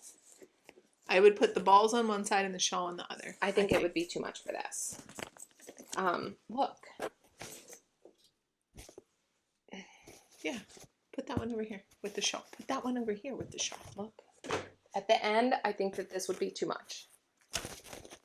It's going to be too much. That's pushing that. It's pushing it, but it fit. At the end, go up to your other bag. Maybe. Yeah. That would be a tight squeeze to get like your notions and stuff in So there. we're thinking like cowl, hat, socks. mittens. So I think you could get 2 socks in here. Yeah. So this one I ordered from Black Mountain Yarn Shop. And look at this. It says, "Renee, we hope you love your beautiful bag." How sweet is that? That is cute. And look at their branding. Black Mountain It's Yarn beautiful. Shop. So I who did you order ordered yours the from? exact same bag. From Moondrake. No, from them. What's the story about Moondrake? Moondrake had also a Labor Day sale. You did not tell me you ordered this. I saw them for sale at Moondrake, but she only had black left. But I text in the group because I know Kayla likes black. Hey, these Project 9 bags are on sale. But she had bought her Project 10. She brought a 10, and then you said, I already got a 9. And then I didn't want a 9, and then my 39 came in, and I was like, oh, maybe I do want the 9. I just needed to see it first. I needed to see the 39 in person before I decided. So here's why I got 2. So I have this identical bag. Same color and everything. In my mailbox today. Yeah. You needed to see it before you I needed to see it before I bought the other one. I loved the design and the concept of these project bags so much that I thought, I want a smaller one that I can stick into. I am at heart a tote girly. I love a tote. So this one is an appropriate size to stick in this tote and walk around with. Yeah. So if I'm carrying my tote one day, I can just take that project bag and stick it in. This bag is not a bag that goes in other bags. Mine does. Does it? It fits right in the bottom of this sucker. Okay. The largest Lands' End tote bag. This is a size large Lands' End tote bag. It'll fit in there. That's great. So will 6 pool towels, a soccer ball. Okay, I do not think this is designed to go inside of. No, that wasn't the intention not. of it. No, it's not. You're right. Yeah, okay, so let's look inside of this bag. Welcome to the Project 9. This has 0 exterior pockets, but it still has your center, maybe needle holders? I don't know what that is. We'll figure out what to put in there, or we won't. But yeah, I guess fine putting nothing in there. center pocket. like a little zipper pouch. Again, I'll just take my Notions pouch and stick it right in there. And then your elastic You know what goes in bands. these really well are fixed circulars. If you need, you just wind them up and they'll just sit right in there. I've been carrying some around. 9-inch? No. Like long ones. Like, where do the needles go? They just point down in there. Oh. Okay. There you go. This one's not as deep. Do you think it would fit in there? I don't know about that one, but they fit in my 39. I don't have that one. Okay. Yeah.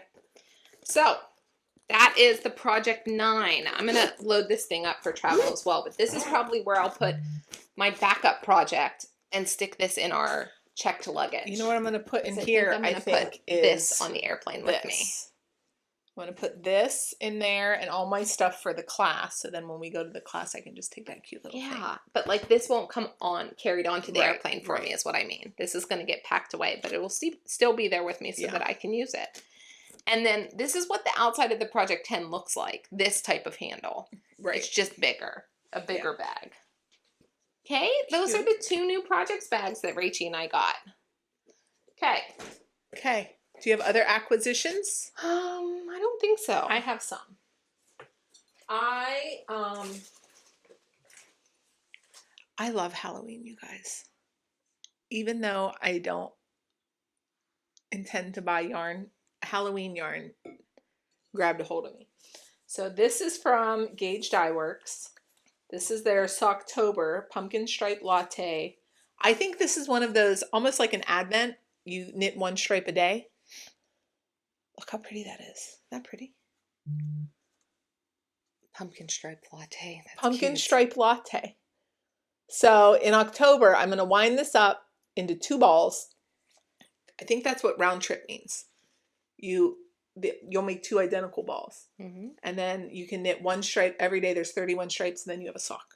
Isn't that cool? And she sells them as round trip or one way. Yeah. But I don't know if this is still, and this is called Haunted Macaron. They're both 80/20.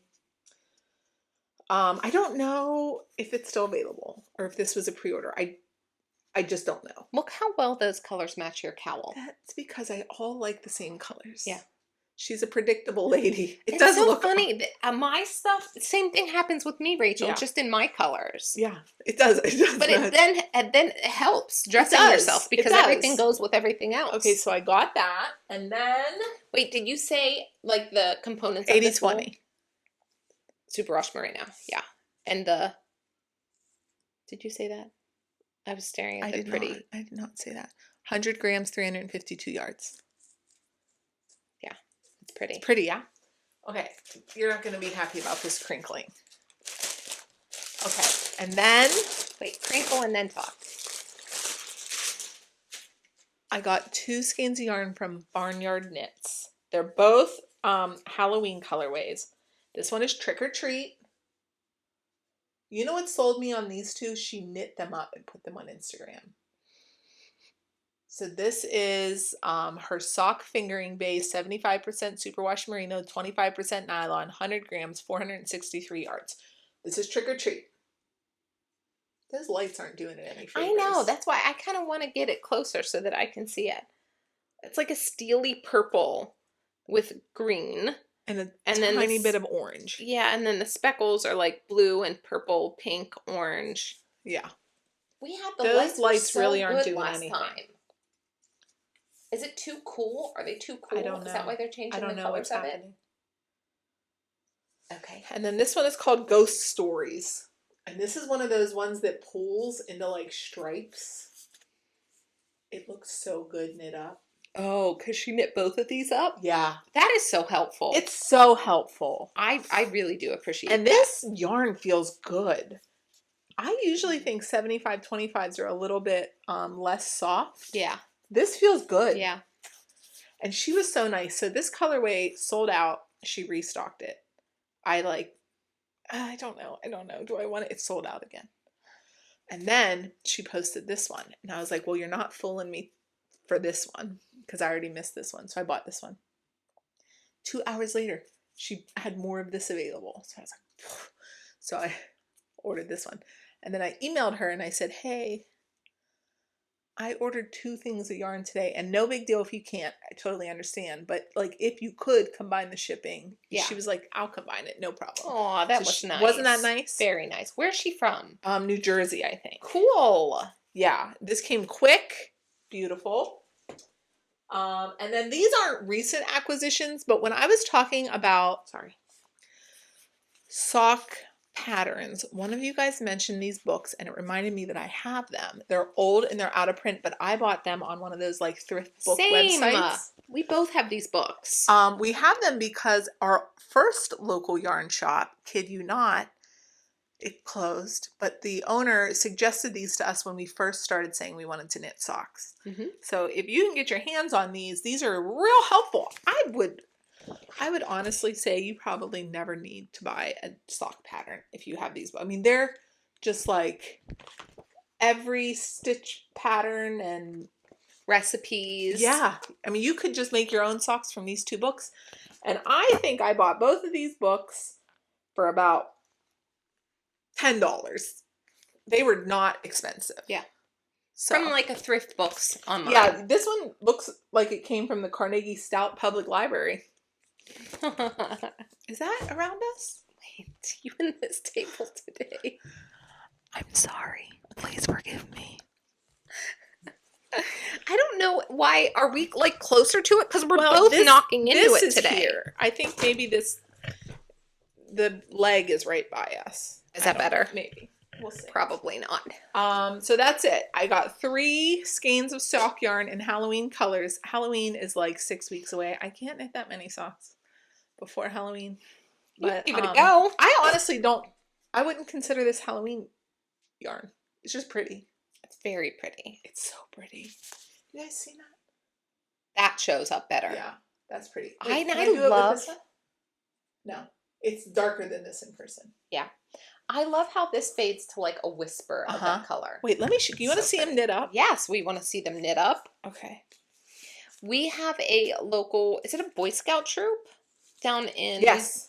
That puts on a haunted house every fall. They build it. It's outside and inside, but they build the outside structures and then like usher families through. And you get to choose a hard scare or an easy scare for smaller children to also participate. My children choose that's pretty. Is that pretty? So that's Ghost Stories. And then this is Trick or Treat. Oh, I know. That is so pretty. Isn't it pretty? Yes. Sorry, I'm blocking your face. Let me see. Oh, that's so pretty. I know. That's gorgeous. I know. Both of them. Yes. They really sold the yarn. It was a great idea. Okay, sorry. Continue. Oh, so the haunted house, we go as a family, and you can choose hard scare, which is a normal haunted house experience, or easy scare. Easy scare, they give the children or the adults with the children that want not to be totally scared a glow stick, and that tells the performers or the volunteers to go do an easy scare. Are the volunteers the Boy Scouts? Yes, and their family. Cute. Yes. And that haunted house is their entire fundraiser for the year. So my family went, and they're like, we want to do hard scare. We want to do hard scare. This is last year. The reason that I'm telling this story is that all the fall yarn coming out made me remember that I saw them. They're starting to build already. I saw it. I saw their haunted house. So my kids wanted to do hard scare, and they were 4 and 3 at the time. 4 and 3, 5 and 3, 5 and 3. And we went there, and as soon as it started, the kids were like, we want to do easy scare. I was like, good, because mommy wants to do easy scare too. I don't like haunted houses. Like being scared like that. I don't either. People enjoy that. The like adrenaline dump or whatever. Right? I don't enjoy that. What's appealing about that? I don't. Well, do you remember when we jumped off that cliff in Maui? Yeah. And then it was so scary, and then walking back we were like giddy. Yeah. And I think you The even adrenaline said this dump. is why people do it. Yes. The endorphins. It was not worth it. I could just giggle about. I could say cold comfort to you and we giggle. We don't have to jump off a cliff. So why it was into the ocean, by the way. So there was a mother jumping off the cliff. There was a mother. We're back to the haunted house now. There was a mom volunteer who she saw my kids pull out their glow sticks real quick and she was like, oh, do you want easy scare? Let's let this group go ahead and then I will take you through. She walked us through the whole thing. That my was very husband, myself, nice. and the 2 children, and all of the performers could see the glow sticks coming through. So that was their way of realizing not to be like, ah! Yeah. Do they go like, boo? No, they're like, ooh, ah. Or like if they had a bar set up where they were serving like brains covered in goo and just as like one of the rooms. Yeah. And they let them like come up and touch the things. That's yeah. cool. So it gave them a really good experience. And the reason that I know that the Boy Scouts are some of the performers is because the woman who was walking us through and like narrating the entire experience for the children not to be scared by some of the visuals, she said, and this zombie coming up is my 14-year-old son. And he was like, boo. Oh, it was really cute. I think that's so cool. And I think that's an incredible fundraiser. Absolutely. The whole community loves it. Yeah. You can't drive through that town. It's one weekend. Is it one weekend? I think it's only one weekend. It's like Thursday, Friday, Saturday, Sunday, and then they're done. I always, I drive through there. You don't know, but I drive through there to get to work. You don't know. And, they do a lot of building. It's the beginning of the September, traffic in that place. Building. It's like the littlest yeah. town. Yeah. I know when it's when it's haunted house weekend. And they have it set up so that you walk through like an arch while you're waiting in line. But then while you're waiting in line, they're also selling hot cocoa, food, snacks, drinks. It's really cute. That's awesome. Yeah. Hey, fall's coming. Let me ask you a question. I've been wanting to ask you this. You've been hard to get a hold of. I have. School started and the two of us have just been like Rachel out of touch. Rachel called me one day and she was like, la la la la la la la. Mind you, her kids are at school full time. Yeah, I got time now. I don't. I still have one home with me full time, except for 2 hours, 2 days a week last week. So, but still, I'm running back and forth while doing like drop-offs and pickups and this and that. And a 4-year-old going back to school and really feeling her independence has really fired up my spicy girl, my spicy little 4-year-old. So Rachel called me and she was like, hey, and we're going to go down to the strip. And I was like, lady, we are living 2 very different lives. My husband and I were going on day dates. And then she was like, did you see in a group chat that this? And I was like, that's not a safe question to ask me right now. Please stop calling me and asking me questions like that. And she was like, how about, can I tell you what I saw in a group chat? Is that better? And I was like, that is better. So yes, I've been hard to get a hold of because. Hey, okay. So I have a question to ask you. When I order the dye for my sweater, should I order dye to speckle our own yarn? Is speckle dye different than... Nope. It's just different colors. You just got to pick some colors. Yes. You want to try? Yes. I think we should. The oven will be on. Totally. Let's do a couple extra and we can give them away. Okay. You guys want our maybe ugly yarn? If it's totally ugly, we won't give it away. If you want it, you can have it. Yeah, sure. If it's totally ugly, we'll give it all away. No, I think that would be fun. I do too. I've been YouTubing. So wait. I feel like I know what to do. We are obviously, we have to do it after. And to be clear, I taught myself to do this on YouTube. So YouTube works for me. For sure. Yeah, let's do it one day. Love that. So I'm going to order a couple extra colors of dye. Okay. And then... Hey, and I've got indigo going out there. We should just do a whole big yarn day. Oh, we're really going for it Let's now. do it. Okay. My daughter's going to love arts and crafts on this day at my house. Does your oven have a proof setting? Or a keep warm setting? I have a keep warm setting. I think keep warm will get up to 200. 200 is what we need. My oven does both. Okay. Your house would be better though because you don't have dogs running around. I think I do have a proof setting on my oven, and I think it's a little warmer than warm. It is. When I used to do sourdough, yes, I couldn't use the proof button because that was too warm. So for my what sourdough. I learned about yarn dyeing from YouTube University. You know when you see the the yarn dyers and they put things in those chafing dishes and Yeah. they put it in the oven. Yes. Those are proofing ovens. They're not oven ovens. Yes. So if you have a proof setting, that's ideal. Perfect. Okay, good. We need the pans though. Are we just using the like disposable pans? Well, for my sweater, do you remember when Mom made me buy that all clad that's about this big? No. Mom found on Facebook Marketplace once this all clad pan, and Renee, It's shallow? it's only about this deep, Okay. but I'm not kidding. It doesn't fit in any of my cabinets. It's so big, but I think it's perfect to dye a sweater in. Great. So I'm going to dye it in that, but I want to put it in the oven because I don't want to risk burning it on my stove. I don't know if you want to dye in stuff that you're going to then eat from. I've never used that pan. You're just going to use it for dyeing. Sure. Rachel, no. I think I just scrub it out. It's No. stainless steel. No, I have dyed before and they say like, do not use this after you. Let's go. Let's just, okay. We'll talk Well, where about are we it going to offline. get it? Restaurant Depot. Oh, okay. We'll do that. $10. Get chafing pans. Yeah, but I need something deep for my sweater. Yes. Deep chafing pans. Like, Oh, like a deep. yeah. Like that you put the water in. Yes. Yes. Okay. But that's restaurant lingo. Sorry. This is going to be fun. It is going to be fun. Okay, so we're going to dye your sweater. We're going to dye sock yarn speckle. Probably. Okay. I think I have that already. I should check and I've see how much I caked have mine up, upstairs. so I need to buy some in, Cake form. Yeah, they come in those like ponytails. Yeah. Maybe Yeah. we could buy that. You know what we should do? This is what we should do. This is what we should do, you guys. We should settle on a logo for Table 10 and have colors that are Table 10 colors. And then we should dye the yarn that color. Okay. This is going to delay us dyeing the yarn. It for really significantly. is. 6 months later. Maybe if this goes well, we'll do that.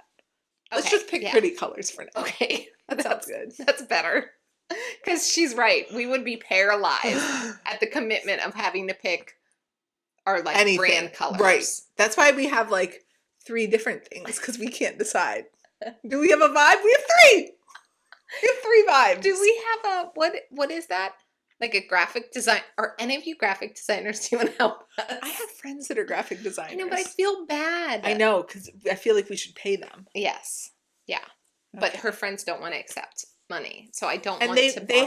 they have helped us and they have made us things, but we need like a whole suite of things done. We do. And I don't want to ask them to do that for free. Right. That's not nice. No. So if anybody knows where we could get some help, let us know in the comments with that. Because some people whip things up and I think that is so pretty and it looks professional. Yeah. How are you doing that? I don't know. Maybe they have better canvas skills than us. Okay. All right. So What else? let's see. What else do we have? Oh, we had a really sweet shout out. Oh, we did.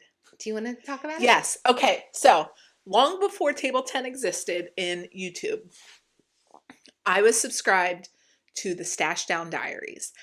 And after Table 10 existed, maybe about a month or 2 ago, I saw that she commented on one of our videos. And that's so fun. Like, I like every comment, but when I recognize the person commenting, I'm like, oh, that's cool.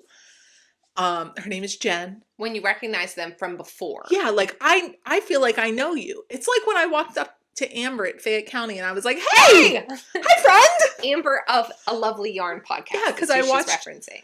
I watched her too. So I've been watching Jen for a while. She's from Atlantic Canada. I think like Nova Scotia-ish. I'm probably butchering this, Jen. I'm sorry. I think that's right. Ish. She's up there. Atlantic Canada. I'm pointing on a map. Imaginary. That one? It's imaginary. There's a map right there. Yeah, but I'm pointing the other direction. Where you're looking though, you're pointing to. Yes. Okay. Yeah. Okay. So she has a podcast. I think maybe she uploads regularly. I don't know if it's on a set schedule, but I often will see new videos from her. She was on like this stash down journey.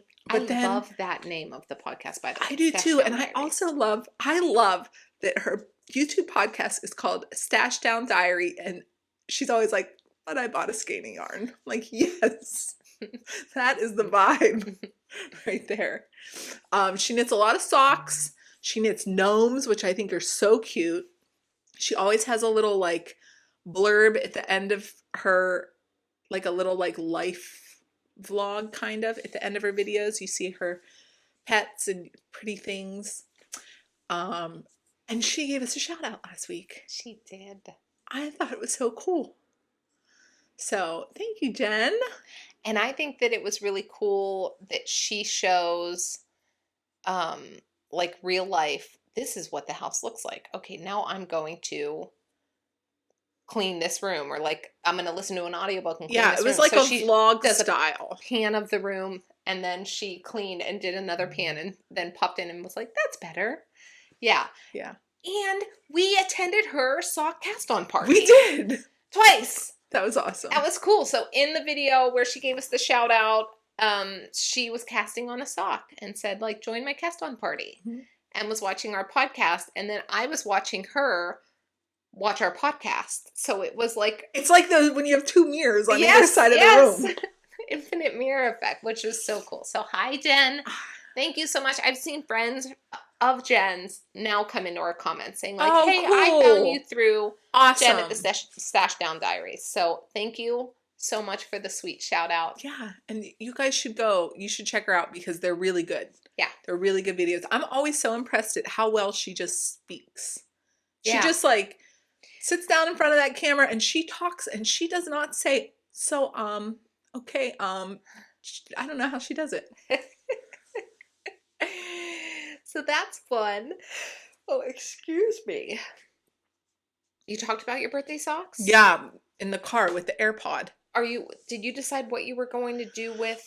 I think I have, but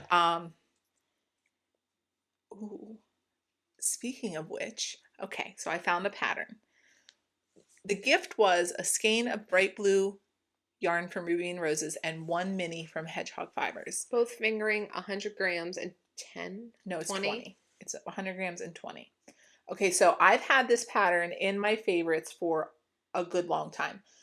And part of the reason that I want to do this is that I'm starting to suspect that I enjoy toe-up socks more. There's one part of the toe-up sock that I don't like, and that is Jenny's surprisingly stretchy bind-off. I did not like that. But I think that I can do a tubular bind-off. Is the surprisingly stretchy bind-off where you just add a yarn over? Yeah, like a backwards one and then a forwards one. Yeah. I don't like the way that it looks, and it's not surprisingly stretchy enough for my calf. Okay. But I think I could do a tubular one, and it would give a little bit of weight at the top. Do you know what I mean? Yeah. Like how we do our cuffs? Yeah. So I want to try. So I was kind of like eyeballing around for a toe-up sock.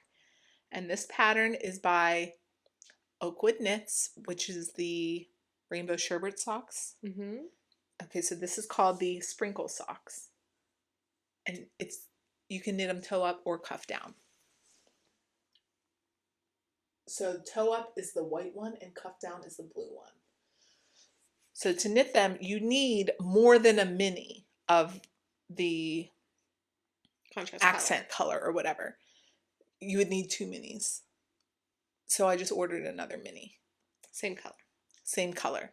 So, and it's shipped. Shipped. It's shipped.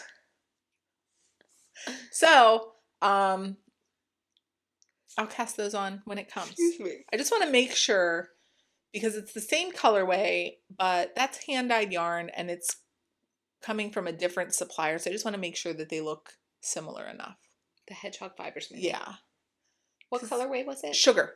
Sugar. I thought it was candy, and I looked and looked for candy for a long time, and then I found sugar, and I was like, oh, I bet that's what it was. So that's what I think I'm going to do. If I don't do this, I'm going to try the Rachel socks again, but I need to like actually be able to sit down and concentrate on that pattern. So the white will be your blue. Yes. And then the mini will be your... Yes. Yes. And I think I have enough contrast. Let me show you what's going on. Let me show you. I took this picture. That's enough contrast, I think. Yeah. When I had them cast on yesterday. Oh, there's my husband. What do you say? 1111, love you. Okay. Rework it out. Oh, excuse me. Okay. What My else? goodness. What else do we have to talk about? Talked about Indie Untangled We did. with Mary. What date is that? I know it's the Friday before Rhinebeck. New York Sheep and Wool. It's the 17th. So the 17th of October, which is a Friday from 10 to 12, we will be in the 29 Bridges studio booth. Studio booth. Hanging out with Mary and her beautiful yarn. Come see us. Come say hi. After that, we're going to shop around Indie Untangled a little bit and then head off to a woolen affair. Yes. That's our plan. And then a reminder about PA Sheep and Wool. You do that one. Okay.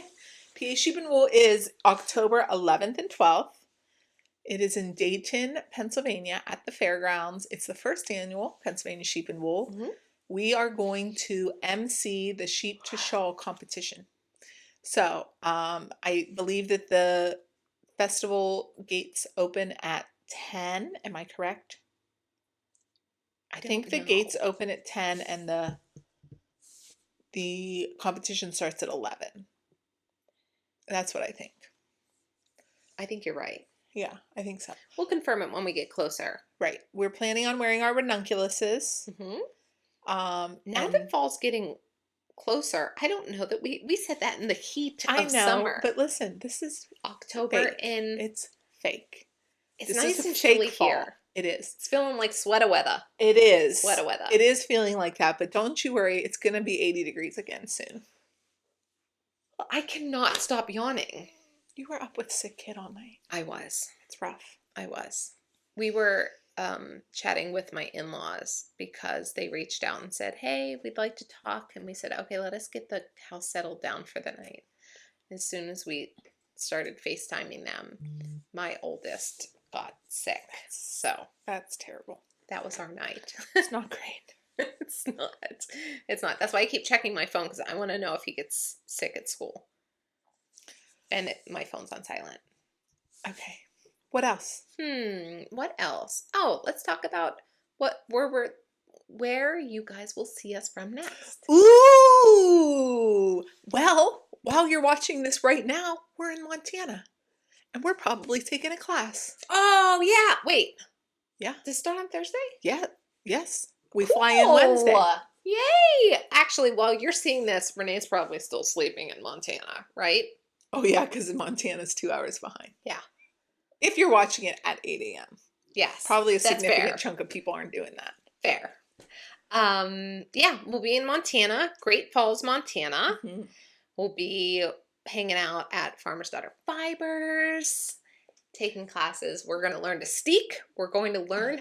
It's the perfect intro because they're going to tell us how to dye yarn. I know. Be like, here's for my custom spin cycle colorway, and then also here's a sweater. Well, no, but we'll have all that knowledge to come home and do it. Did we talk about the classes? Did we do that last time? Well, they know we're steeking because we talked about this. They know we're dyeing yarn because we talked about our inspo pick. Do you have an inspo pick yet? No. Do you need me to pick you one? No, I don't want you to pick me one. I love you, but no. Good. What's our other class called? I don't know the actual title. I'm going to find it because I read the email.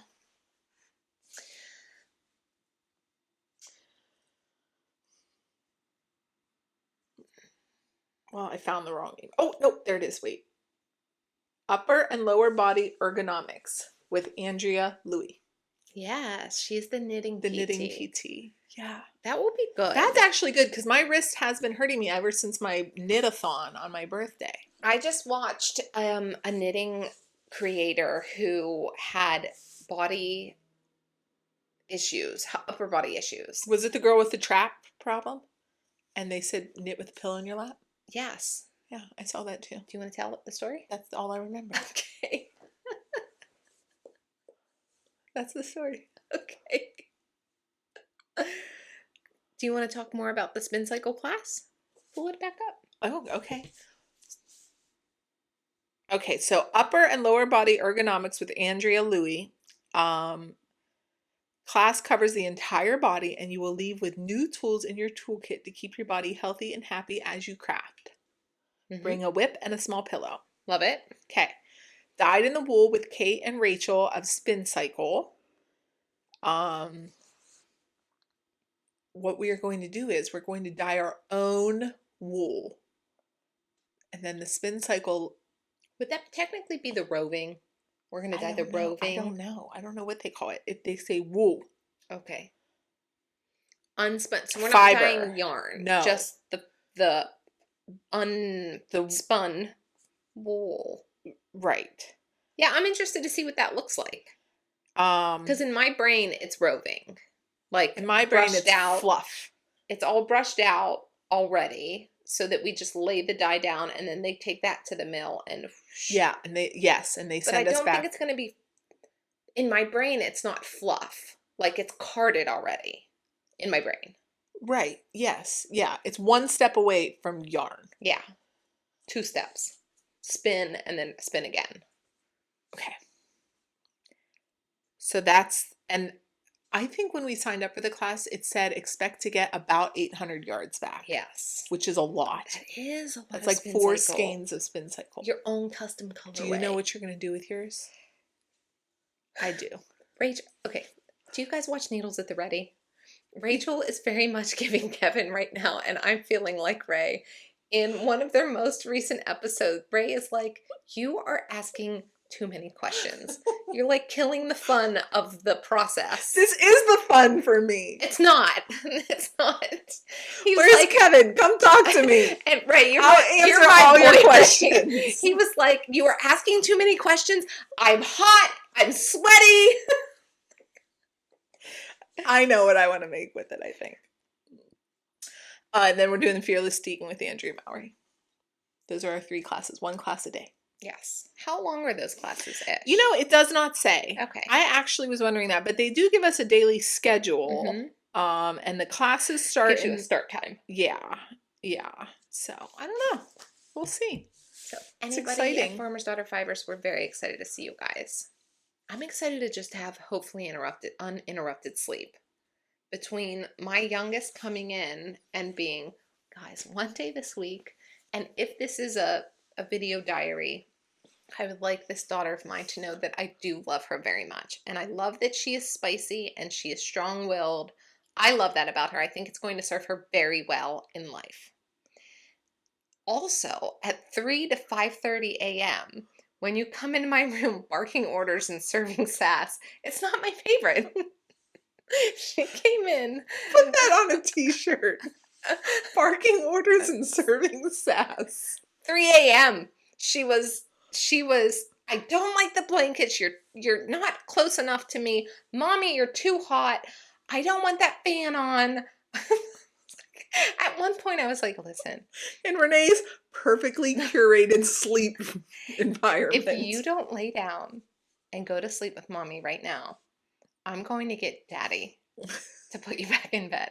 But if you are capable of just laying here, then we can go to bed. We can go back to sleep. But it took hours to get her settled. At one point, she was full-on marching band stomping from one side of my room to the next.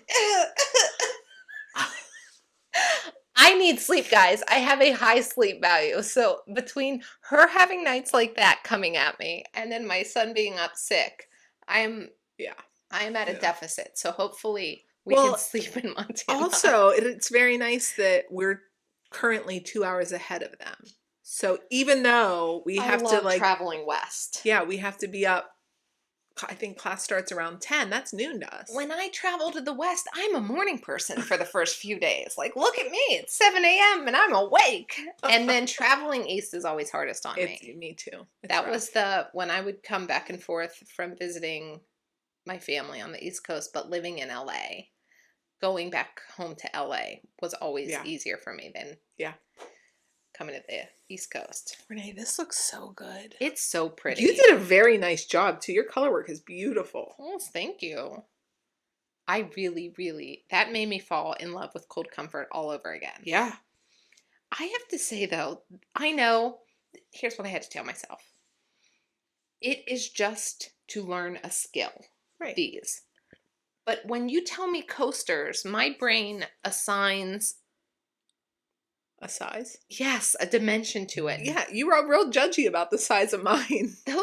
This is a big coaster. This is like, maybe it's a Yeti coaster. It is. But it's still going to have a border on it. That's all right. These are big.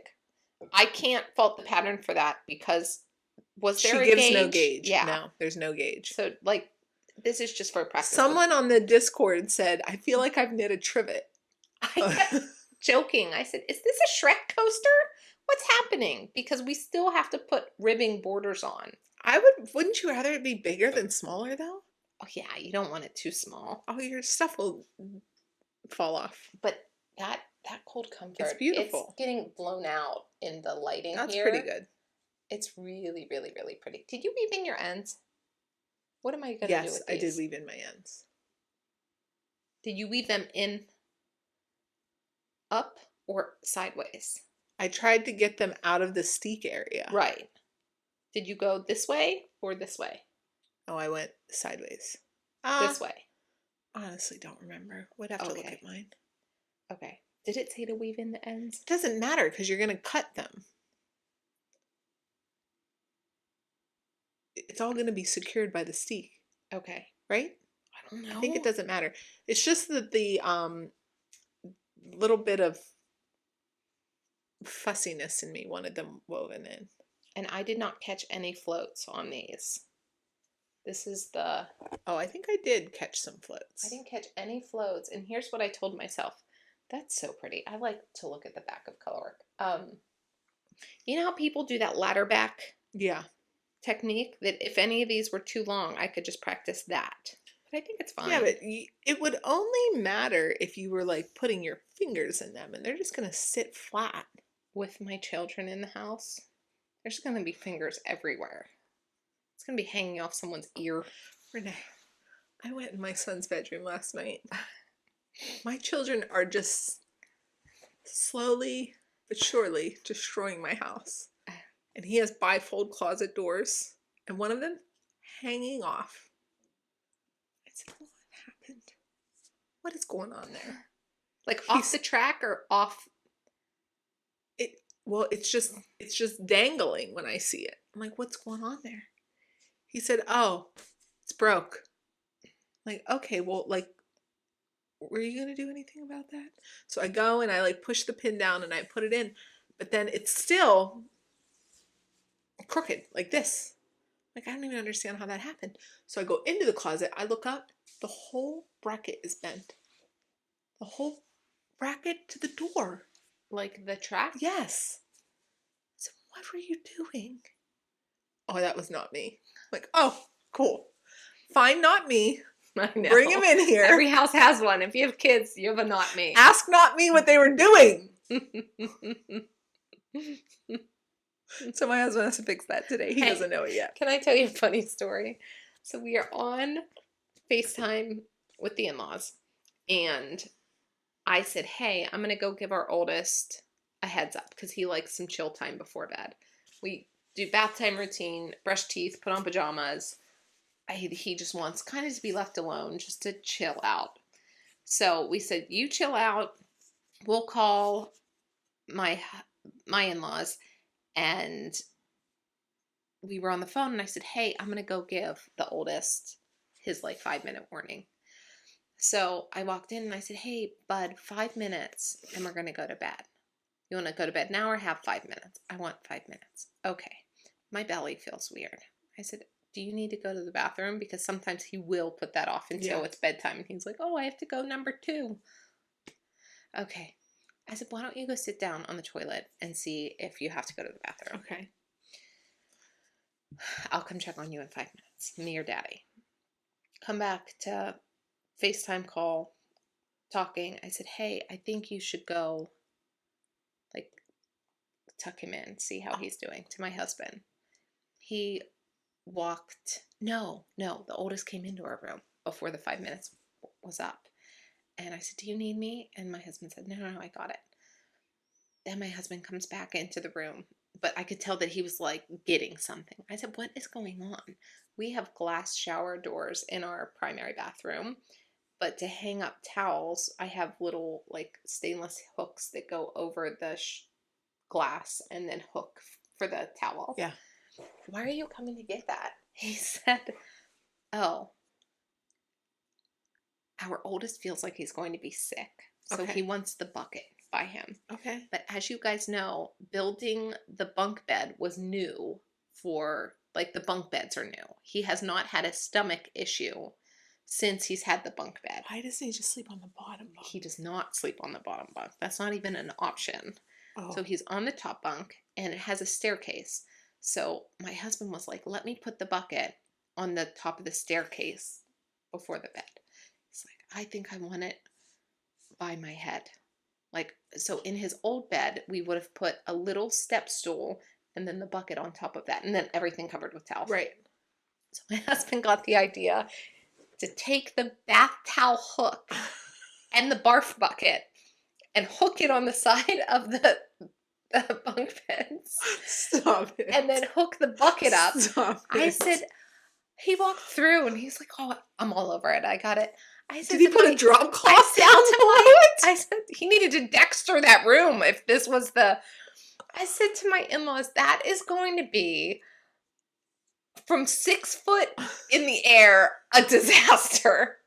He's not hitting that bucket. Stop it.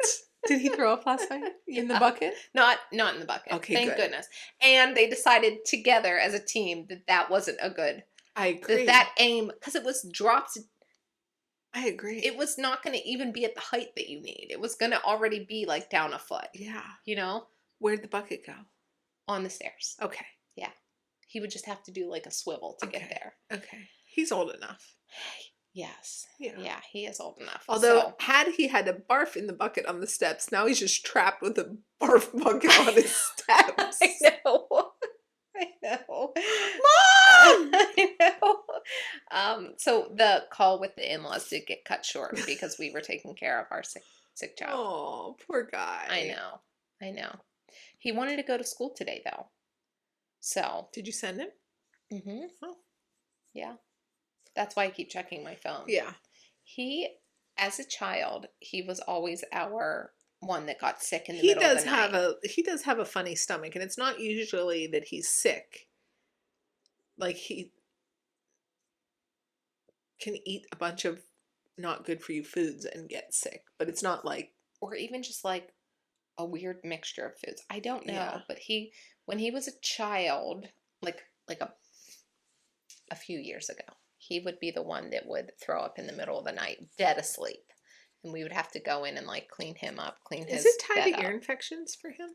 Oh gosh, I'm glad that you said that. Because my little one it is. Yeah. I should take him to the doctor. You know what's funny? I forget about it every me time, too. though. Me too. He's 9 years old. It's been happening for 9 years, and it tricks me every time. Okay. That's good to know. That's a good reminder. Thank you so much. You're welcome. I'll call the doctor just to have an ear check, especially before I get out of town. Yes. He and yours had tubes. Yes. Right? And my little one has never spiked a fever with an ear infection. He never tugged when he was little. He is old enough now to just tell me that his ears hurt. But if he randomly vomits for no reason, I always get his ears checked, and usually they're infected. I'm so glad that we're talking about this, because same with mine. I remember the first time that I took him into the doctor as like a 6-month-old. I said, hey, he's not right. He doesn't have fever. He's still eating. It wasn't like any of the indications for an ear infection. Yeah. Except for when I laid him down, he just cried and cried and cried and cried. And that pain can increase when you lay them down, which is why I think maybe it happens. Yeah. The puking happens when he lays down. But the doctor was giving me you're being like a nervous first time mom. She was like listening to all of the things, and then she checked in his ear, and she actually said, wow, good instincts, Mom. He has a double ear infection. And then we struggled with those until he finally had the tubes placed, and now he's grown out of them. Yep. So, okay, good. I'm calling the doctor for an ear check today. Yeah. That'll be on my list to do. What else? That's it. This was a nice catch up. It was. I'm going to get everything in order. I don't know if I'm going to cast on anything today. I'm just going to probably pack. So wait, what are you planning on traveling knitting wise with? What are you, like, projects? What are you taking? Oh, in this, I think it's in this one. A sock. I don't know if it's going to be those socks, but a sock will come with me. I'm going to go look at my stash and see what, like, Ooh, I'm going to come me. look at your stash. And then this is the finest kind yarn. I cast this on once already. This is Bare Naked Wool's Tango Targi Tango worsted. It's like, that's not a sheep name. Tangy. It's tangy, you guys. Targi Tango worsted from Bare Naked Wool's. What did we get? 6 or 7 skeins of this? A lot. To cast on the finest kind for my husband. So I'll cast this on. I cast it on once already. Got through the ribbing into the main stitch pattern. But I sized up my needles on Vibes. And I went up 2 needle sizes. And then I knit a gauge swatch like you do. And decided that I would hit gauge with the recommended needle size. But it's bottom up. I'd already knit all of that body ribbing on the wrong size. 2 sizes off of the needle. So I'm going to recast that on and work on that. But I don't want to take this as my only whip because this yarn is a little sticky. Yeah, so I don't want it to bother my hands. Oh, I will say about that painting honeycomb shawl, at the end, it did, like, I'm enjoying having a nice little break for my hands because it wasn't the knitting necessary. Well, it was the knitting, but it wasn't the motion of knitting. It was manipulating all of that. The weight of the project was making, like, this part of my hand so funny that you say that. Like, crampy. Because I was knitting last night and it starts to weigh it down. Yes. And it does, like, pull on your needles. And I was sitting in my chair and I kept fussing with it. And I thought, the girl with the pillow is probably right. If I had a pillow in my lap, it would, like, hold this up for me. Yeah. But I didn't get up and get a pillow. But I did think, like, the weight of this is starting to... I don't know what that is. Something. Okay. But yes, I understand what you're saying. And I'm still 20 repeats away from the end. Yes. Yeah. Like, mine can still get scrunched up to almost be all on the needle. But once it can't, I could see how it would be. And, like, just while you're moving your hands knitting. It's like the needles want to turn out. Side of this, you have to, like, force them. Yeah. So that has been a nice break. We jokingly had a text between our real life knitting friend, like in-person knitting friends, about all of us. We all have magnesium in different forms. We were texting it and we have the same bottle. We all had the same brand of magnesium lotion. Cream. Yeah. I also have magnesium oil. Yeah. And we have magnesium gummies. Yes. Well, I take them in capsules now because my gummies ran out. But I have been rubbing that magnesium lotion and magnesium oil. I always give my belly a spray before bed of the oil, but I've really been, like, rubbing it into this just to help with sore muscles. And I started putting, like, lotion on my feet again at night and then my wrists. So I'm back to my, like, wintertime old lady routine of lubing myself all up. My heels get very, very dry in the winter. Okay. I don't like it. So I like to, like, I have these 2 lotions that TikTok told me to buy years ago. What are they? Is one of them Carousel? No, one's lactic acid and one is another kind of acid. But they're supposed to, like, keep all that, like, dead skin off your heels. And it does work. You have to do it every night. But it will keep your heels really nice and soft. And I just, like, pop socks on while I'm doing whatever I'm doing in bed. And then usually by the time I'm ready to go to sleep, it's sucked in enough that I can kick them off. And I just use them socks a couple nights. My husband has, like, thicker skin around the heels, dry skin. I can send you the 2 that I use. He uses the Carousel. It's Urea. Urea! Yes, that's what it is. Yeah, and it does really work. I don't know. Is that a brand name? Carousel. Yeah. Maybe mine's not that brand. But yes, urea and lactic acid. Yeah. Yes, that's what it is. One of them's, like, real sticky. No. Yeah, this. Intensive foot repair. Oh, no. Mine came from Amazon. And it's in a tub.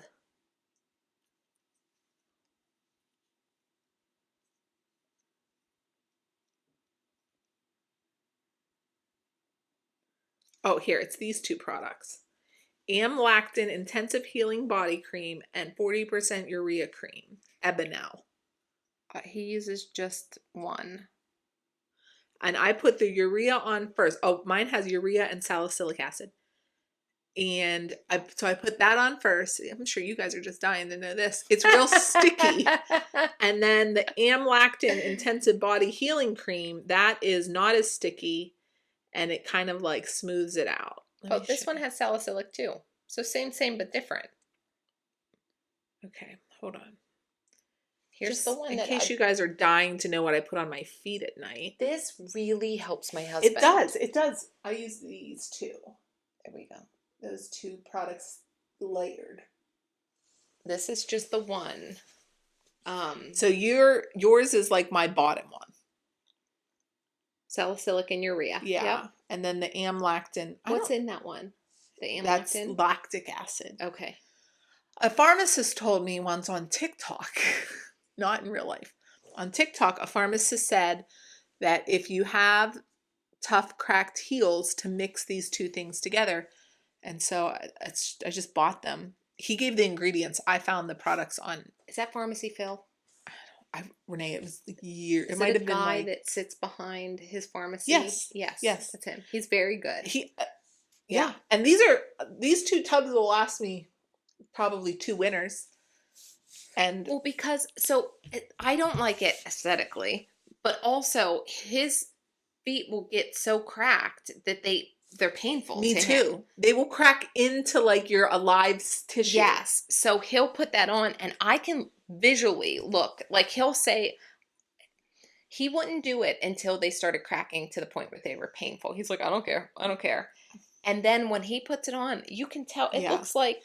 And also, it looks really let me nice. tell you, if you have dry heels, they drag on your hand knit socks, and I'm afraid that they're gonna like wear Snag faster. Yeah, they're like sandpaper in there.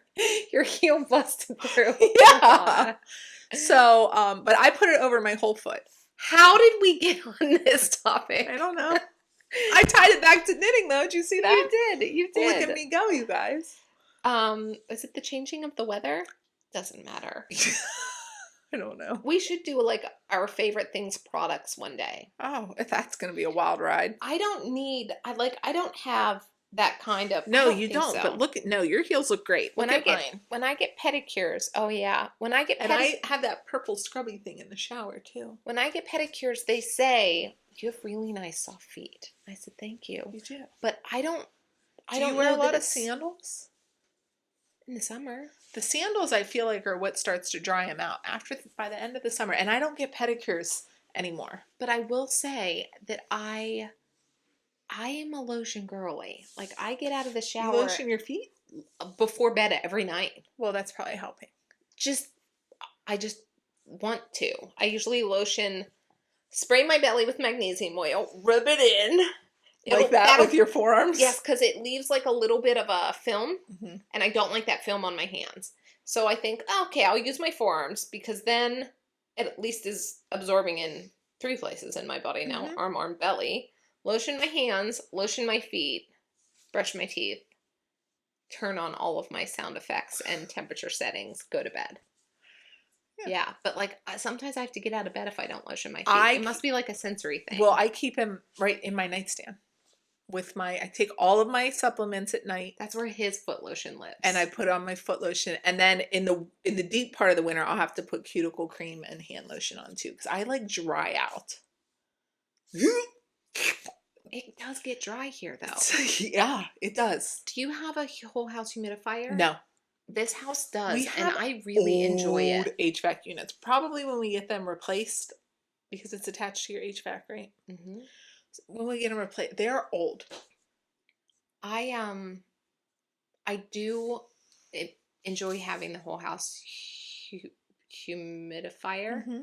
However, my extra family member will sometimes crank it up, and the the house inspector taught us that if you're getting condensation on your windows, it's too high. Like you don't want that. We much, have so we'll have to like humidifiers in every bedroom, and I like everything in my room to be able to be done without me getting out of bed. Yeah. So on my Alexa, everything's plugged in. Yeah. So you have to buy things that can be a hard toggled off. Yeah. And so I found ones that can do that, and then I could just click, click, like lights out, noise machine on, humidifier on. Yeah. And I found some drops you can put in there so that the water doesn't get scummy. Because I like ones with a lot of water. Yes. Because I don't want to fill that thing up a lot. That's what I have over in the kitchen by the plants. Yeah. Is it a little blue squirty bottle? Yeah. Yeah. But they also have like a little pill-shaped thing that you can drop in there too. It's like a little filter that just lives in there. How will you know when it's dissolved, when it's done? I just do both. Okay. Because I have to be able to like see myself do it every time. If I drop something in there, my brain will just say it's good forever. No, it's like hard plastic case with like a filter thingy guy in it. You can see it floating in there every time. Oh. I don't know how to better explain it. Makes sense. Anyways, thanks for joining us today, guys. Did we say all the things? We talked for 2.5 hours. If we didn't say everything, shame on us. Okay, so what are you doing until the next time they see us? I am going to pack for Montana, get my family ready, and just like get everything in order. I like my house to be clean, tidy, put together. Now, I can't control that when I'm the only one leaving, but I need to have things like my area of the bathroom, my walk-in closet. Okay. I need all of those things to be clean and tidy because I like coming home to that. Yeah. I am packing. My kids need hoodies. They outgrew their hoodies. So I'm going to go on a little shopping spree today for some hoodies. We just did that last night. Yeah? Yeah. And I want to get my bathroom clean. And then Wednesday morning before we leave, I'm going to clean my sheets because Dad is spending the night at my house 2 nights while we're gone.